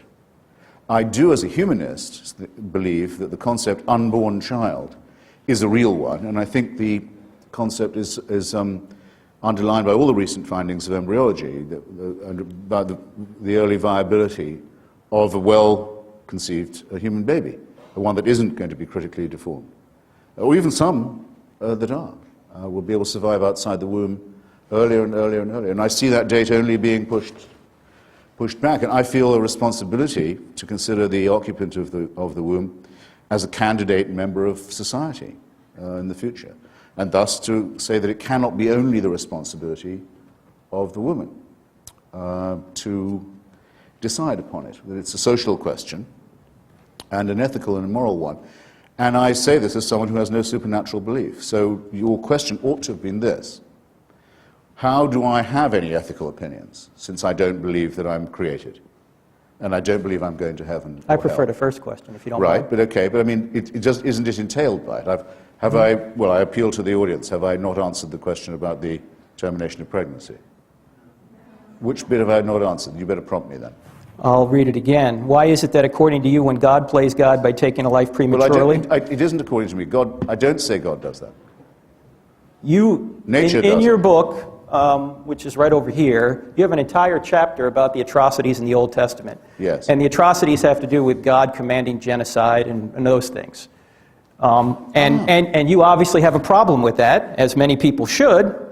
So my question again is, why, according to you, when God plays God by taking a life prematurely in the Old Testament, is it a moral outrage, but when you play God by taking a life prematurely through an abortion, it is a moral right? Well, once again, I'm sorry if my work is so obscure, but I don't say that I have a moral right to terminate a pregnancy. I've given all the reasons that I think hedge that question ethically and morally very sternly, very stringently. And in any case, it's not like saying that every living child of the Amalekites should be destroyed. And an injunction by God to Moses to say he's been too merciful, and he's spared too many children and enslaved too few women, and didn't make the genocide complete. I'm sorry, I've never been accused of, and I expect not to be, if I'm lucky enough in my life, of any such thing. And the idea that there's a moral equivalence between the two, or handling the really difficult question of an unviable fetus and what should be done about it, isn't a moral equivalence at all. So do you want to say that all unborn life is, like you say in the book, is a human being, and therefore you should not kill it? Is that what you want to say to get out of this dilemma, or what do you want to say? No, but I think the presumption that I've long said that the presumption is that the unborn entity has a right on its side, and that every effort should be made to see if it can be preserved. And I think that's an ethical imperative. What I do say in the book is I think the Roman Catholic Church makes this argument immoral when it could be a moral one, by saying that contraception is not to be allowed, by saying that contraception is the moral equivalent of abortion. In other words, to say that contraception is also murder, which is a nonsensical and disproportionate position. I quote some serious Catholics in my book. William F. Buckley, the late, is one. Clare Boothe Luce is another, by saying, if the Church says that contraception and abortion are morally the same, it degrades the opposition to abortion morally. And by making absurd arguments, as it has in the past, Aquinas believed that every single sperm contained a microembryo inside it, and thus that, if you like, I hope I don't offend anyone, hand jobs are genocide. As for blowjobs, don't start. That an ectopic pregnancy, in other words, a direct threat to the life of the mother, a fallopian tube pregnancy, is, instead of a direct threat to the life of the mother and an obvious no-starter for a human embryo, because that's going anyway, is someone who should be allowed to vote. This is nonsense. It's casuistry, it's immoral, it's superstition, and it prevents people from thinking seriously about matters that humanism can decide for itself, for heaven's sake, without any supernatural intervention. Your question, sir. Oh, well, since I answered your last question with a question of my own, I'll make it my question to you. I'm very keen to know how it is that you, in a sense, that you dare to say that without a belief in religion, I would have no source for ethical or moral. It's not what I'm beliefs. saying. You seem to hint at it. No. Did he not? No, oh, I'm not saying you don't know morality, Christopher. I'm saying you can't justify morality without a being beyond yourself. So that, just if I, okay, good. So that if I say that for me it's enough to be willing to love my fellow man and perhaps hope that my fellow man and woman will give me some of the same consideration in return, and that, after all, the Samaritan of whom we've all heard, was the only one to help after the priests and the Levites had passed by. And the Samaritan also, though he's talked of by Jesus, can't have been a Christian because he appears in a story told by Jesus, so there can't be any Christianity before that. Somehow, he knew the moral thing to do is to help his fellow person without a religious instruction. Yes, that's actually the whole point of the parable, though it's not the way it's usually told. And that's what Christianity teaches. You know morality. It's written on your heart. You don't need the Scripture to know right from wrong. And this was only available to us 2,000 years ago. No, you've known it from the beginning of time. Conscience has been on humanity from forever. You'll have to let me press you a little bit on that. I mean, William Ewart Gladstone spent a huge amount of his life, and he was a great scholar of Latin and Greek, showing that every one of the Greek Socratic and other moral precepts, all they were just prefigurations of Christianity. These are the best the Greeks could do before Jesus arrived. But No. Because he couldn't face the idea that these solidarities and moralities and understandings are innate in people and don't require divine permission. I just have to ask you, if you could do it plainly, which side do you come down on? Do you think we need divine permission to act humanly to each other? No, it has nothing to do with permission. It has to do with the ontological category known as morality. Where does morality come from? Does it come from the benzene molecule, the carbon molecule, the oxygen molecule? In your worldview, where does it come from? Suppose that we were having this discussion before the existence of molecules was understood. It's irrelevant. No, it's not, because the discussion about where does the good come from was being conducted before Lucretius developed the atomic theory, before Democritus and Epicurus, I should better say, understood that the whole world was made up of atoms and molecules. Before that was known, people were arguing, why do we behave one way to our fellows, and we call it good, and another way, and we call it wicked? Because it's written the on... molecular, that you can't, I don't think you can build in a molecular distraction to that. I don't have the molecular problem, you do. So you're a materialist. I'm trying to ask you, where does morality come from in a materialistic worldview? Well, did I not just acquit myself of that charge and say that the argument precedes the knowledge of the atomic and molecular structure? No, it doesn't. No. Not that I think, by the way, that the atomic and molecular structure is irrelevant, and it could be that we might find out that there are, who knows, pheromones or other phenomena that do have an influence on our moral conditioning. This still wouldn't, to a morally normal person, relieve them of the responsibility of saying that I feel I know what's right. I feel that some things my children don't need to be told. They already know. Let me interject here and just ask a question another way. Whereas to tell a child, you go to this church, which means you'll go to heaven, but your little playmates don't go to that church, and therefore will go to hell, seems to me to be an unpleasant thing to be saying. But yes, that is. Maybe I'm in a minority then. That could be an unpleasant thing, but how do you develop... Actually, an evil thing to be saying. Let's call it evil, Christopher. Something that only a religious person would dream of saying. Let's call it evil. Where does evil come from? Religion.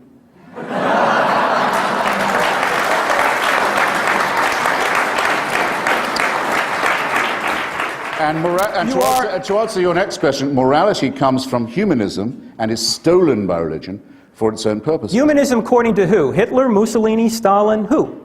You're saying that Hitler was a humanist? Just Hitchens. I've lived to hear it said. Hitchens. In Virginia. Hitler was a Catholic. Hitler was a Catholic, so was Mussolini. Give me a... How does morality exist if it's just my opinion against your opinion and there's no standard beyond? Both of them had an official political concordat with the Protestant and Catholic churches. Both of them wanted the worship of themselves as well as of God. So I suppose no evil comes from atheism. And their third main ally, Hirohito, the Emperor of Japan, not content just to be theocratic, was himself a god. So anyone who says that fascism and Nazism was secular is an ignoramus. Why is it wrong? On a gigantic scale. All right.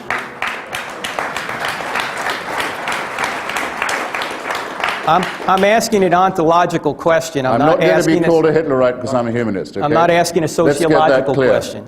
All right. Let me ask a question another way. This is my last question. If God does not exist, why do all people have a fixed moral obligation to love and not murder?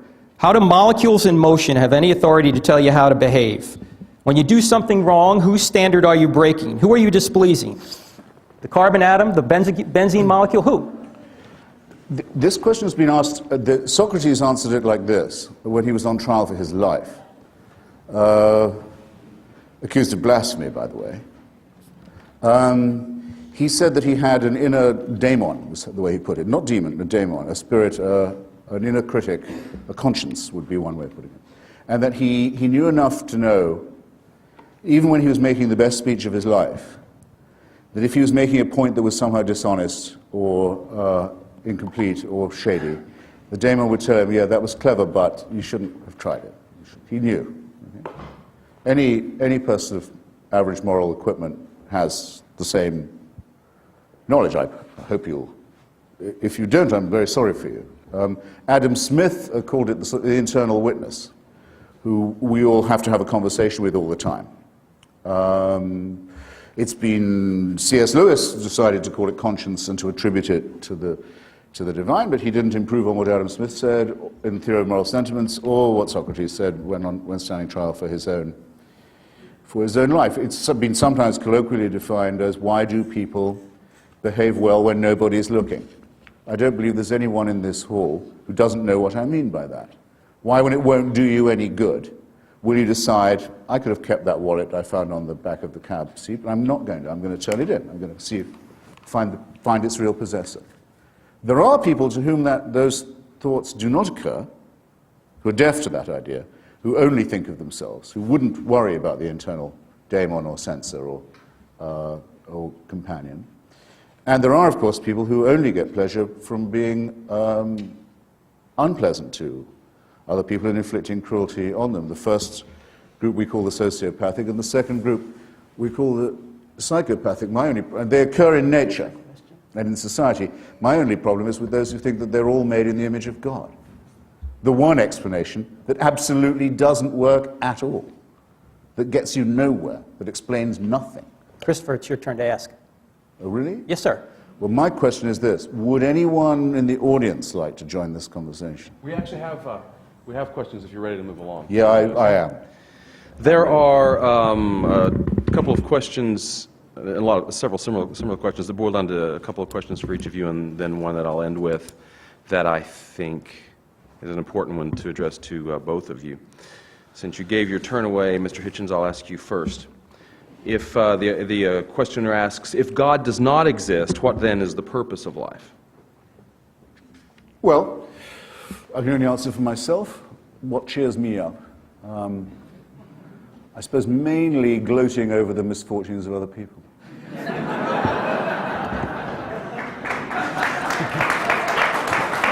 I guess that. And you say evil comes from religion, huh? I guess that has to be it. I think, yeah, mainly crowing over the miseries of others.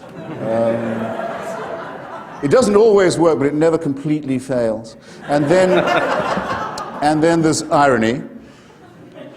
There's irony, which is the gin in the Campari, the cream in the coffee. Sex can have diminishing returns, but it's amazing. No, that's pretty much it, and then it's a clear run to the grave.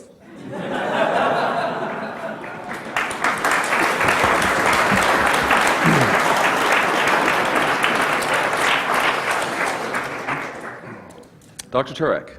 Yes, sir. Do you want me to answer that or not? That's for somebody else, okay. If Christianity is true, then why aren't the differences that Jesus makes in the lives of Christians more powerful or evident than the impact other religions make on their adherents? I don't know if I accept the premise of the question. Well, the questioner adds, Gandhi was every bit as influential as any Christian. Yeah, that's true, and that's one of the problems with Christianity. The biggest problem with Christianity is Christians. I admit it. But the questioner is asking a more central question, which is, if this is the truth, yes, why then doesn't that truth, by the weight of its infinite being, cause its adherents to behave in a way that we can all notice? Well, I think you can notice it in several Christians. I think Christians for years have been the ones that have built hospitals and cared for the poor and cared for the weak and the sick. So I think it does make a difference. My problem which is part of the problem that the questioner is asking, is why doesn't it have this effect on everyone? And I'll throw a little Christian theology in here. The problem isn't that we don't have all the Holy Spirit. We do. We just don't allow all the Holy Spirit to do what it should do. It's our problem. We are fallen human beings. And that's why Christ had to come, because we are fallen human beings. And has to come again because he didn't get it right the first time. I agree with you that the grammar of the question is wrong, but for a different reason. I don't see what's moral about Christian preaching. For example, apart from the horrible idea of vicarious redemption, I'll say again, in case I missed you the first time, what I mean by that. I could pay your debt, even if I didn't know you. If I was a friend, I could say, you're in debt, I'll pay it. In extreme cases, people have been known to say, I'll serve your sentence in prison. I could do that for you. What I cannot do is relieve you of your responsibility. I can't say, throw your sins on me, they'll melt away. Immoral. People are not allowed to be, you're not entitled to be relieved of their responsibilities. And the vicarious redemption by human sacrifice is a very primitive and horrible scapegoating idea that belongs to the barbaric period of human history. So all pardons are immoral? No, not all pardons. No, I didn't say that. I said vicarious redemption is an immoral doctrine. It's also immoral of the Nazarene to say, take no thought for the morrow, not to clothe, not to eat, not to invest, leave your family, leave your children, leave everything, give up the world, no investment, no thrift, no thought for the future, just follow me. That's only moral if you are a sure believer in the idea that the world is about to come to an end, which was the case with this apocalyptic. I guess you never read the parable of the talents. He said the prophecy is that the world is coming to an end real soon. There's no point in caring about anything else. That's not a moral preaching to me at all. There are many other ways in which I fail to see how any bad behavior can ever be described as un-Christian. And of course, it's completely laughable to say Christians build hospitals. As many Christians have bombed hospitals as have built them, and as many Muslims have built hospitals as Christians have. And as many Babylonians have built great buildings as Christians have.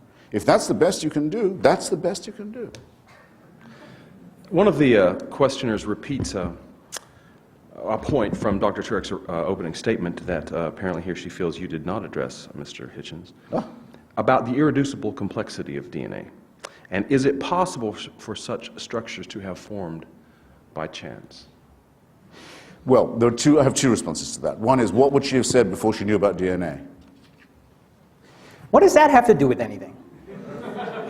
They existed prior to anyone knowing about them. Yes. Right. Gravity existed before we knew about it, That's Christopher. correct. You need an explanation That's for correct, that. and Christianity thought it could explain everything, and then it found No, there not were more everything. things. Wait, this is very simple, same as your point about molecules, that I said that these arguments predate Epicurus, Lucretius, and the atomic theory.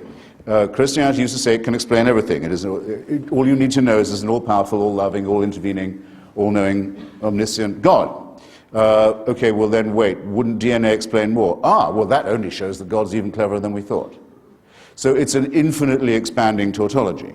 There are some Christians who accept, in fact it was actually a Catholic physicist at the University of Louvain in Belgium who first came up with the idea of what we now call the Big Bang. And most popes, not all, most popes have accepted it. Some have thought of it as a challenge to Christianity. The Pope Leo, who he went to, I can't remember the scientist's name for a second, maybe someone here can help me. He went to the Pope and said, look, looks like this is how things started. And the Pope said, if you like, I'll make it a dogma that every Catholic has to believe it. He said, that would be slightly missing the point, Your Holiness. Christopher, what does this have to do with the origin of DNA? Well, because it is true to say that religion, as Stephen Jay Gould said, that religion and science belong to non-overlapping magisteria. I think these magisteria are in many ways incompatible and in many ways irreconcilable, but it is no more true to say that the existence of the complexity of DNA shows that God was more ingenious than we thought, than it is to say that it necessarily shows by its self-revealing ingenuity that we don't need the hypothesis of God. Both of these positions would be, in my opinion, somewhat reductionist, though I would have to say that I think the second one is more persuasive and more elegant. Gould is wrong. Will that do? Christians or religious people, religion is trying to find out what how the universe began, and so is science. They're not. No, religion says it does know, excuse me. No, it's trying Religion is to not a find it. process of scientific inquiry. Religion is an affirmation of faith. It I says am it a already religious knows. person, Christopher, It and says I it am already using knows. evidence to try and point out that the universe exploded into being out of nothing. And you have scientific evidence for the view that an intervention will occur to prevent the implosion and No, entropy forget of that. Let's start at the beginning. I can't forget it. Let's start at the beginning. That's for debate It's the two. only thing you've said all evening that I'm going to remember. Gentlemen, That's for debate two. No. I mean, don't say. Look, do yourself and your faith the honor of saying it's faith. Don't say it's science-based. The argument you would won't be, get away with it. Look, the argument would be, Christopher, is that if the universe exploded into being out of nothing, then miracles are possible because the greatest miracle of all has already occurred. The question is, have miracles occurred in the first century? That requires another debate whereby we have to look at the historical evidence and see. And if it is true that that Jesus really did come and say and do the things that the New Testament writer said he did, then whatever he teaches is true, because if he rose from the dead, he was God. If he taught that there will be an intervention, then there will be. That's the argument. I don't have time to support it. Very good. Now, Josh, a sentence or two from David Hume on miracles would clear all this up. you'll need to. Oh dear. It's fallen off. Sorry. That's one up. If I... A sentence or two from David Hume would correct what you said. A miracle is defined not as a part of the natural order, but as a suspension of the natural order. No, an intervention, You can't not a say of the Big Bang, which is the foundation of the natural order, that it's a suspension of what it starts. You may not do that. However, if you meet someone in the street who you yesterday saw executed, you can say either that an extraordinary miracle has occurred or that you are under a very grave misapprehension. And David Hume's logic on this, I think, is quite irrefutable. He says, what is more likely, that the laws of nature have been suspended in your favor and in a way that you approve, or that you've made a mistake? And in each case you must, and especially if you didn't see it yourself and you're hearing it from someone who says that they did. But I would go further and say the following. I'll grant you that it would be possible to track the pregnancy of the woman Mary, who's mentioned about 3 times in the Bible, and to show that there was no male intervention in her life at all, but yet she delivered herself of a healthy baby boy. I can say, I don't say that's impossible. Parthenogenesis is not completely unthinkable, but it does not prove that his paternity is divine. And it wouldn't prove that any of his moral teachings were thereby correct. Nor, if I was to see him executed one day and see him walking the streets the next, would that show that his father was God, or his mother was a virgin, or that his teachings were true, especially given the commonplace nature of resurrection at that time and place. After all, Lazarus was raised, never said a word about it. The daughter of Jairus was raised, didn't say a thing about what she'd been through. And the Gospels tell us that at the time of the crucifixion, all the graves in Jerusalem opened, and their occupants wandered around the streets to greet. So that it seems the resurrection was something of a banality at the time. Not all of those people clearly were divinely conceived. So I'll give you all the miracles, and you'll still be left exactly where you are now, holding an empty sack. No, Christopher, you have to look at each miracle in light of the evidence and the context. Hume was wrong because his premise that was wrong was the one that said the evidence for the regular is always greater than that for the rare. It's not. From Hume's own worldview, if Hume was here today, he wouldn't even believe in the Big Bang because it only happened once. It's not a regular event, it happened once. He wouldn't believe in the spontaneous generation of life, which is what a materialist must believe because it only happened once. He wouldn't believe in his own birth because it only happened once. In fact, he wouldn't be able to believe in the whole history of our solar system because it only happened once. You don't need regular events to know whether or not something happened. Singular events happen all the time. This debate will never happen again, yet you're here to witness it. I'm just going to repose my trust in the audience here. There's an obvious difference between a singularity and a miracle. And I think it would be embarrassing to try and explain it. It would be patronizing to try and explain it. Dr. Turek, a member of the audience takes issue with your claim that objective morality necessarily relies in an absolute deity, asking instead, what about empathy, for which there are significant apparent biological bases? Sorry, I didn't hear that. What about what? Empathy, for which there are fairly well-established biological bases, a very human emotion. Cannot empathy lead to morality? Is it right to be empathetic? That's the question. I'm not saying there's no chemical connection between morality and, or for morality, I should say. There certainly, when we think, there are chemicals going on. The question is, what is the standard that makes empathy or love right? What is the chemical composition of love? How much does justice weigh? Well, these are all things that make no sense in a materialistic worldview. Well, but that's not entirely true. Let's say, for example, that cognitive neuroscientists are able to determine with scientific levels of precision that, in fact, certain neurochemical and cognitive events essentially always co-occur with the experience of empathy. But that wouldn't mean that empathy's right. See, there may be chemical compositions that cause that guy to chop that guy's head off on the Canadian bus. That wouldn't make it right. The question is, what makes something right? In a materialistic worldview, there's nothing that can make something right or wrong. As David Hume has said, you cannot get an ought from an is. Well, I'm happy to agree with that. I mean, I think that's true. But I have to add only that some of us have been lucky enough to see it or meet people who've done it, and all of us have read about it. There are people who will, when a grenade is lobbed through the window, throw themselves on it before it can blow up. It does happen. There are people who die under torture without giving away the whereabouts of their comrades.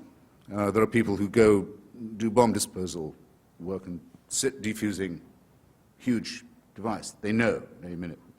It does happen. It's always happened.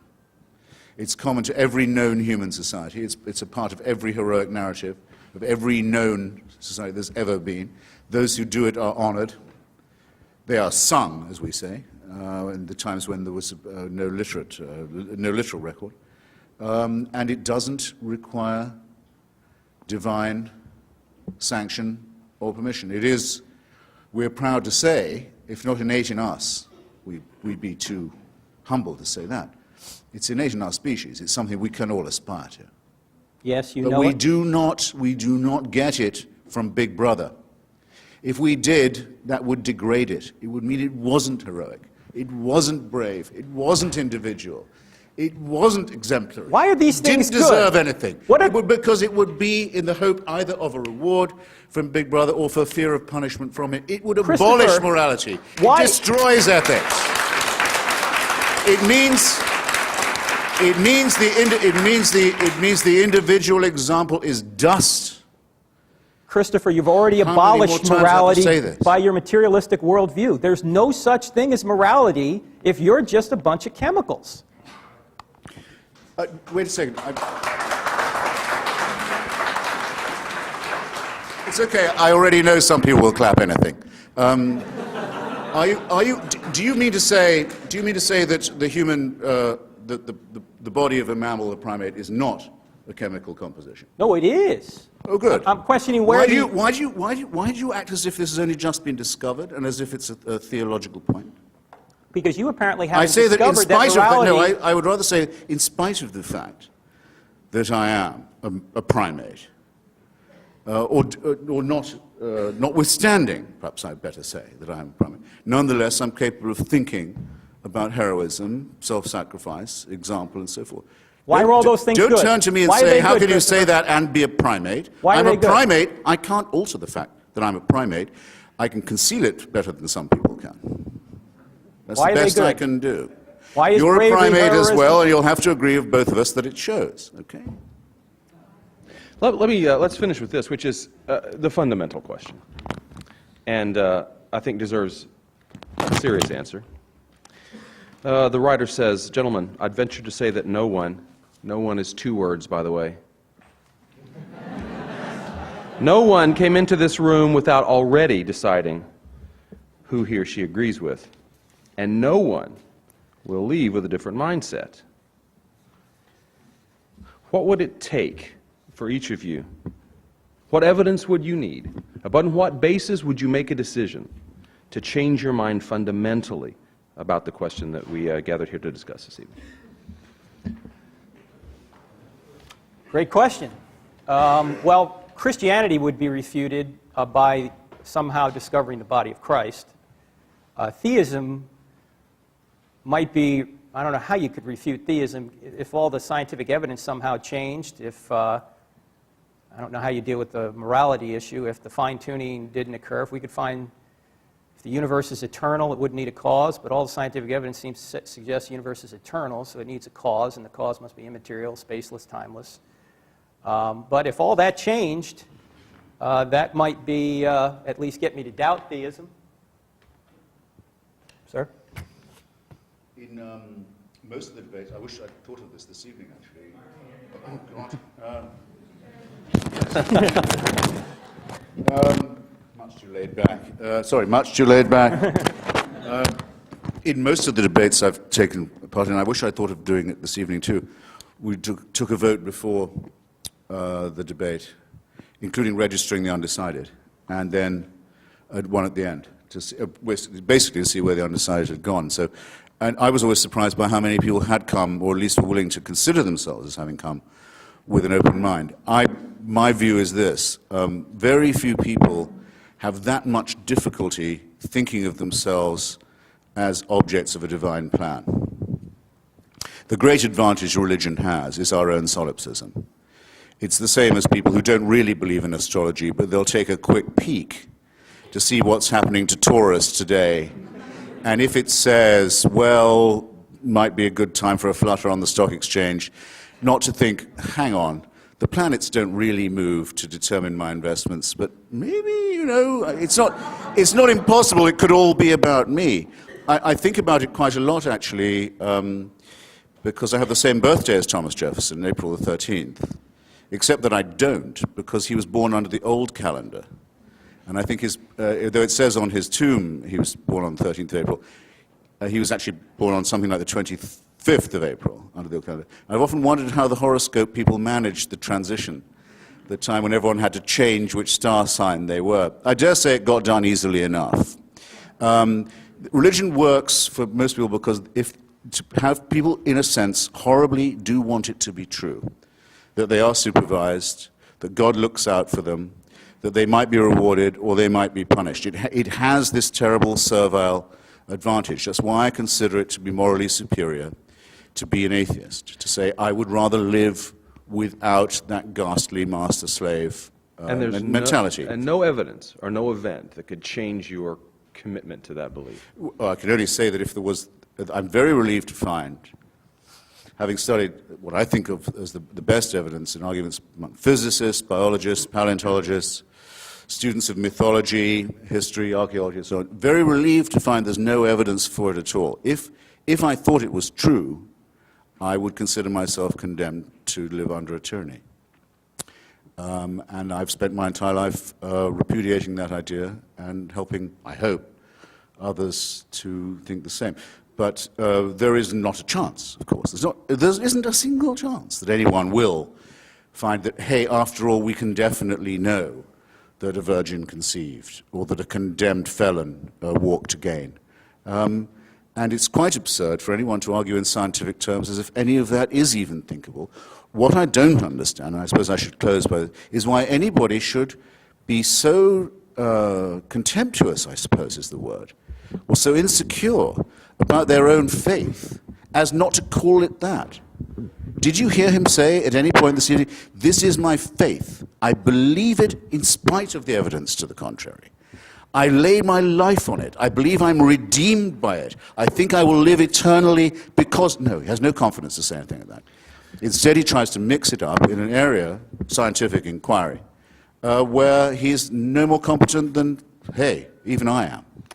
And that was where he made his big mistake. Thanks. Gentlemen, what did we decide? 5 minutes to close? 5 to 10, 7 maybe? Since Dr. Turek went first in the opening, would you mind going first now? Oh, I thought I'd just wrapped. Oh, well. You can call it a wrap unless you'd like 5 more minutes. When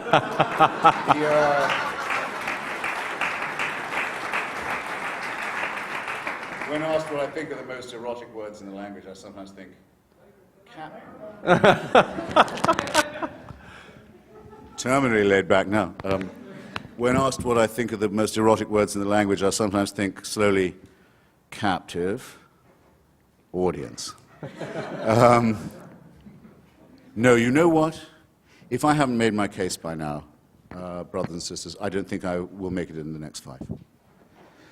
I ask you to excuse me. If anyone thinks that there's a question, who's heard me, who thinks there's a question I answered poorly, or inadequately, or badly, or failed to answer at all, and would like to challenge me, I'd happily give them 5 minutes. But I have, so to say, shot my bolt otherwise. Is there anyone who would like to challenge me? Yes. Please. If there is no God, why do you spend your whole life trying to convince people that there isn't? Why don't you just stay home? Was the Can you repeat that? was the question? The question is, if there is no God, why spend your life and career trying to refute that? Why not just leave it alone and stay home? Fair enough? Well, it isn't my whole career, for one thing. It's become a major preoccupation of my life, though, in the last 8 or 9 years, especially since September 11, 2001, to try and help generate an opposition to theocracy and its depredations internationally. That is now probably my main political preoccupation. To help people in Afghanistan, in Somalia, in Iraq, in Lebanon, in Israel, resist those who sincerely want to encompass the destruction of civilization and sincerely believe they have God on their side in wanting to do so. Maybe I will take a few minutes just to say something that I find repulsive about especially monotheistic, messianic religion. With a large part of itself, it quite clearly wants us all to die. It wants this world to come to an end. You can tell the yearning for things to be over whenever you read any of its real texts or listen to any of its real, authentic spokesmen, not the sort of the pathetic apologists who sometimes masquerade for it. Those who talk, there was a famous spokesman for this in Virginia until recently, about the rapture, say that those of us who have chosen rightly will be gathered to the arms of Jesus, leaving all of the rest of you behind. If we're in a car, it's your lookout. That car won't have a driver anymore. If we're a pilot, that's your lookout. That plane will crash. We will be with Jesus, and the rest of you can go straight to hell. The eschatological element that is inseparable from Christianity. If you don't believe that there is to be an apocalypse, there is going to be an end, a separation of the sheep and the goats, a condemnation, a final one, then you're not really a believer. And the contempt for the things of this world shows through all of them. It's well put in an old rhyme from an English exclusive brethren sect. It says that we are the pure and chosen few, and all the rest are damned. There's room enough in hell for you. We don't want heaven crammed. You can tell it when you see the extreme Muslims talk. They cannot wait. They cannot wait for death and destruction to overtake and overwhelm the world. They can't wait for what I would call, without ambiguity, a final solution. When you look at the Israeli settlers, paid for often by American tax dollars, deciding that if they can steal enough land from other people and get all the Jews into the promised land and all the non-Jews out of it, then finally the Jewish people will be worthy of the return of the Messiah. And there are Christians in this country who consider it their job to help this happen so that Armageddon can occur, so that the painful business of living as humans and studying civilization and trying to acquire learning and knowledge and health and medicine and to push back can all be scrapped, and the cult of death can take over.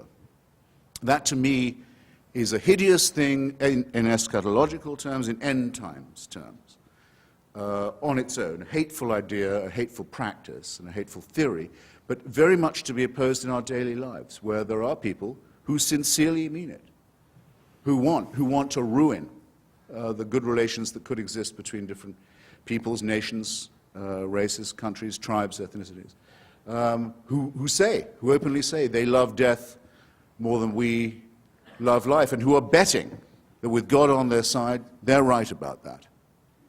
So when I say, as the subtitle of my book, that I think religion poisons everything, I'm not just doing what publishers like and coming up with a provocative subtitle. I mean to say it infects us in our most basic integrity. It says we can't be moral without Big Brother, without a totalitarian permission. It means we can't be good to one another. It means we can't think without this. We must be afraid. We must also be forced to love someone who we fear. The essence of sadomasochism. The essence of abjection. The essence of the master-slave relationship. And that knows that death is coming and can't wait to bring it on. I say this is evil. And though I do some nights stay home, I enjoy more the nights when I go out and fight against this ultimate wickedness and ultimate stupidity. Thank you.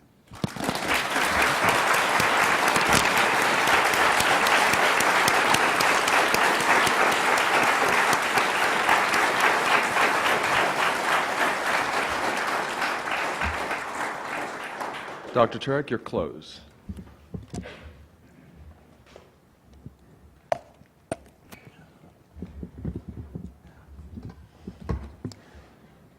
First of all, I want to thank everyone. I know it's been a long night, and I enjoy listening to Christopher, even if I don't agree with him.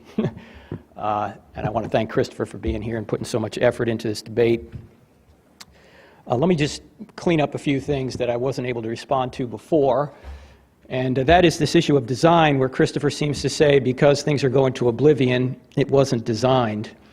Well, first of all, design in a world constrained by physical constraints can only be optimal if you know the purpose of the designer. Stephen Jay Gould had a book years ago called Panda's Thumb, where he complained that the panda's thumb was not as good as our thumb. It only seemed to enable the panda to strip bamboo. Well, maybe that's all the panda was supposed to do, is strip bamboo. You can't say it's suboptimal design unless you know what the purpose of the designer was. My car is not designed perfectly, but it's still designed. So just because you find faults in design doesn't mean there is no design, and you wouldn't be able to find a fault unless you knew what the purpose of the designer was. Let me now summarize Christopher's book, and as I read Christopher's book, it seems to me he's making two statements. The first statement is, there is no God, and I hate him.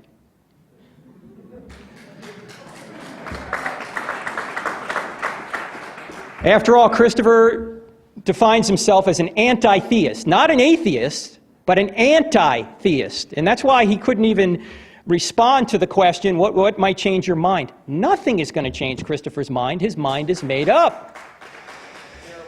The second, he's narrow-minded, yes. The second major point he makes is, since religious people do evil things, God doesn't exist. That is a non sequitur in logic. We all do evil things. That doesn't mean our parents don't exist. Just because people do evil things doesn't mean that all religion is false.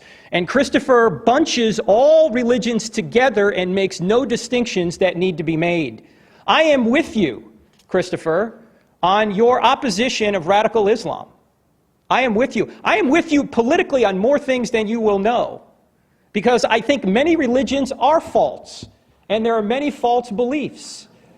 In fact, many religious people, here's the points Christopher makes, and he's right about many of these things. Many religious people have behaved terribly. Many religious beliefs are false and can't be justified. You don't need to believe in God to know right from wrong. You don't need the Bible or any other religious book to know basic right and wrong. Morality predates Scripture. I agree with all that, and that, in fact, is the Christian view as well. And unless someone outside of the universe intervenes or the laws of nature change, this incredibly fine-tuned universe will go to oblivion. I agree with all that. But none of these things are arguments against the existence of God. God could still exist even if all of Christopher's assertions and complaints are true.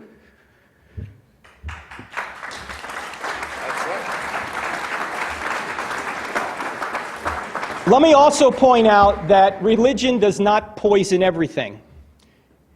Everything poisons religion.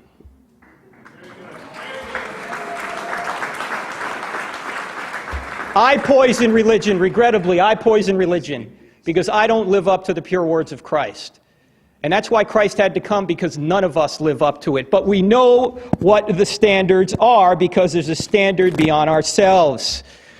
Christopher has identified how religious people poison religion, how they act immorally. You know, that's what Jesus and the prophets did and why Jesus came. Christopher is so charming and he is so persuasive, he is like an Old Testament prophet. He is. And he is calling the church to morality. He can't define what that is, but he's calling them to it. He's not calling them to the Christian morality necessarily. He's calling them to his own morality. But what he points out are some of the very things Jesus pointed out. Many people in the church are following tradition rather than the words of Christ. Many people in the church are doing evil things. Jesus condemned the people who were the most religious because they were the furthest away from God, and Christopher's to be commended for that, because many of them are.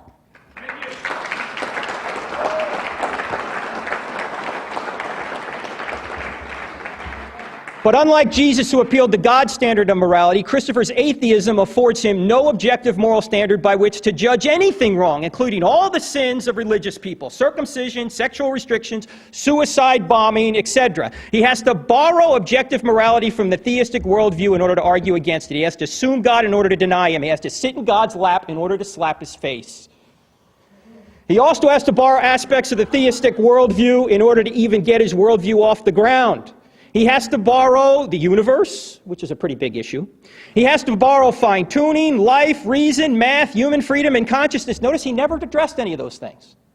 Where do those come from in an atheistic worldview?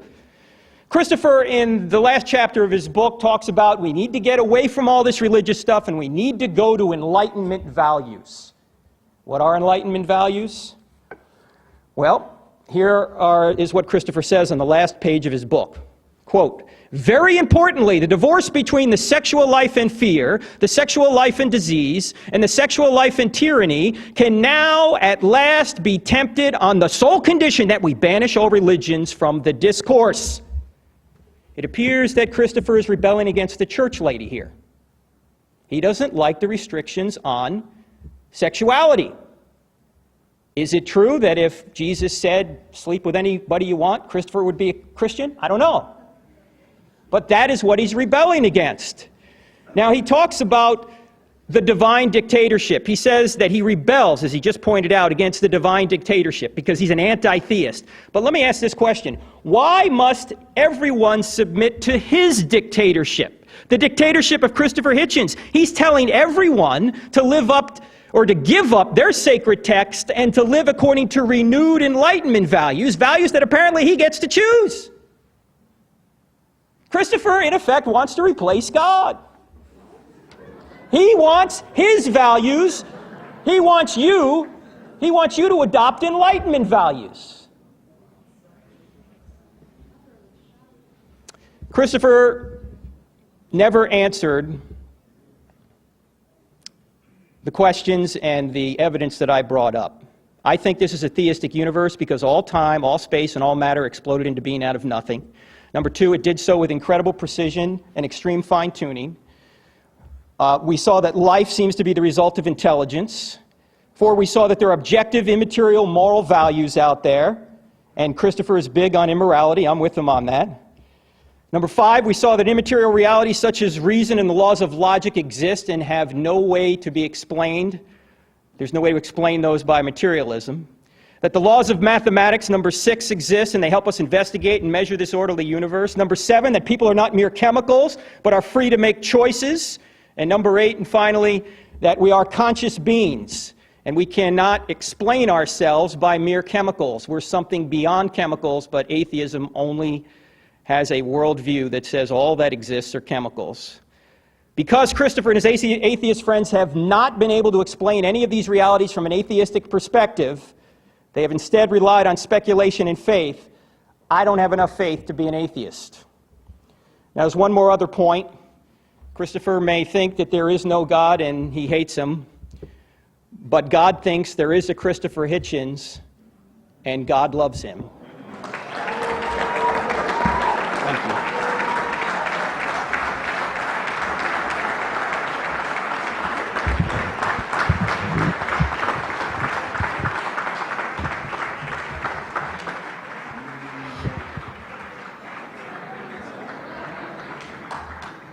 Well then, I think let's first certainly thank our debaters for a lively and stimulating evening.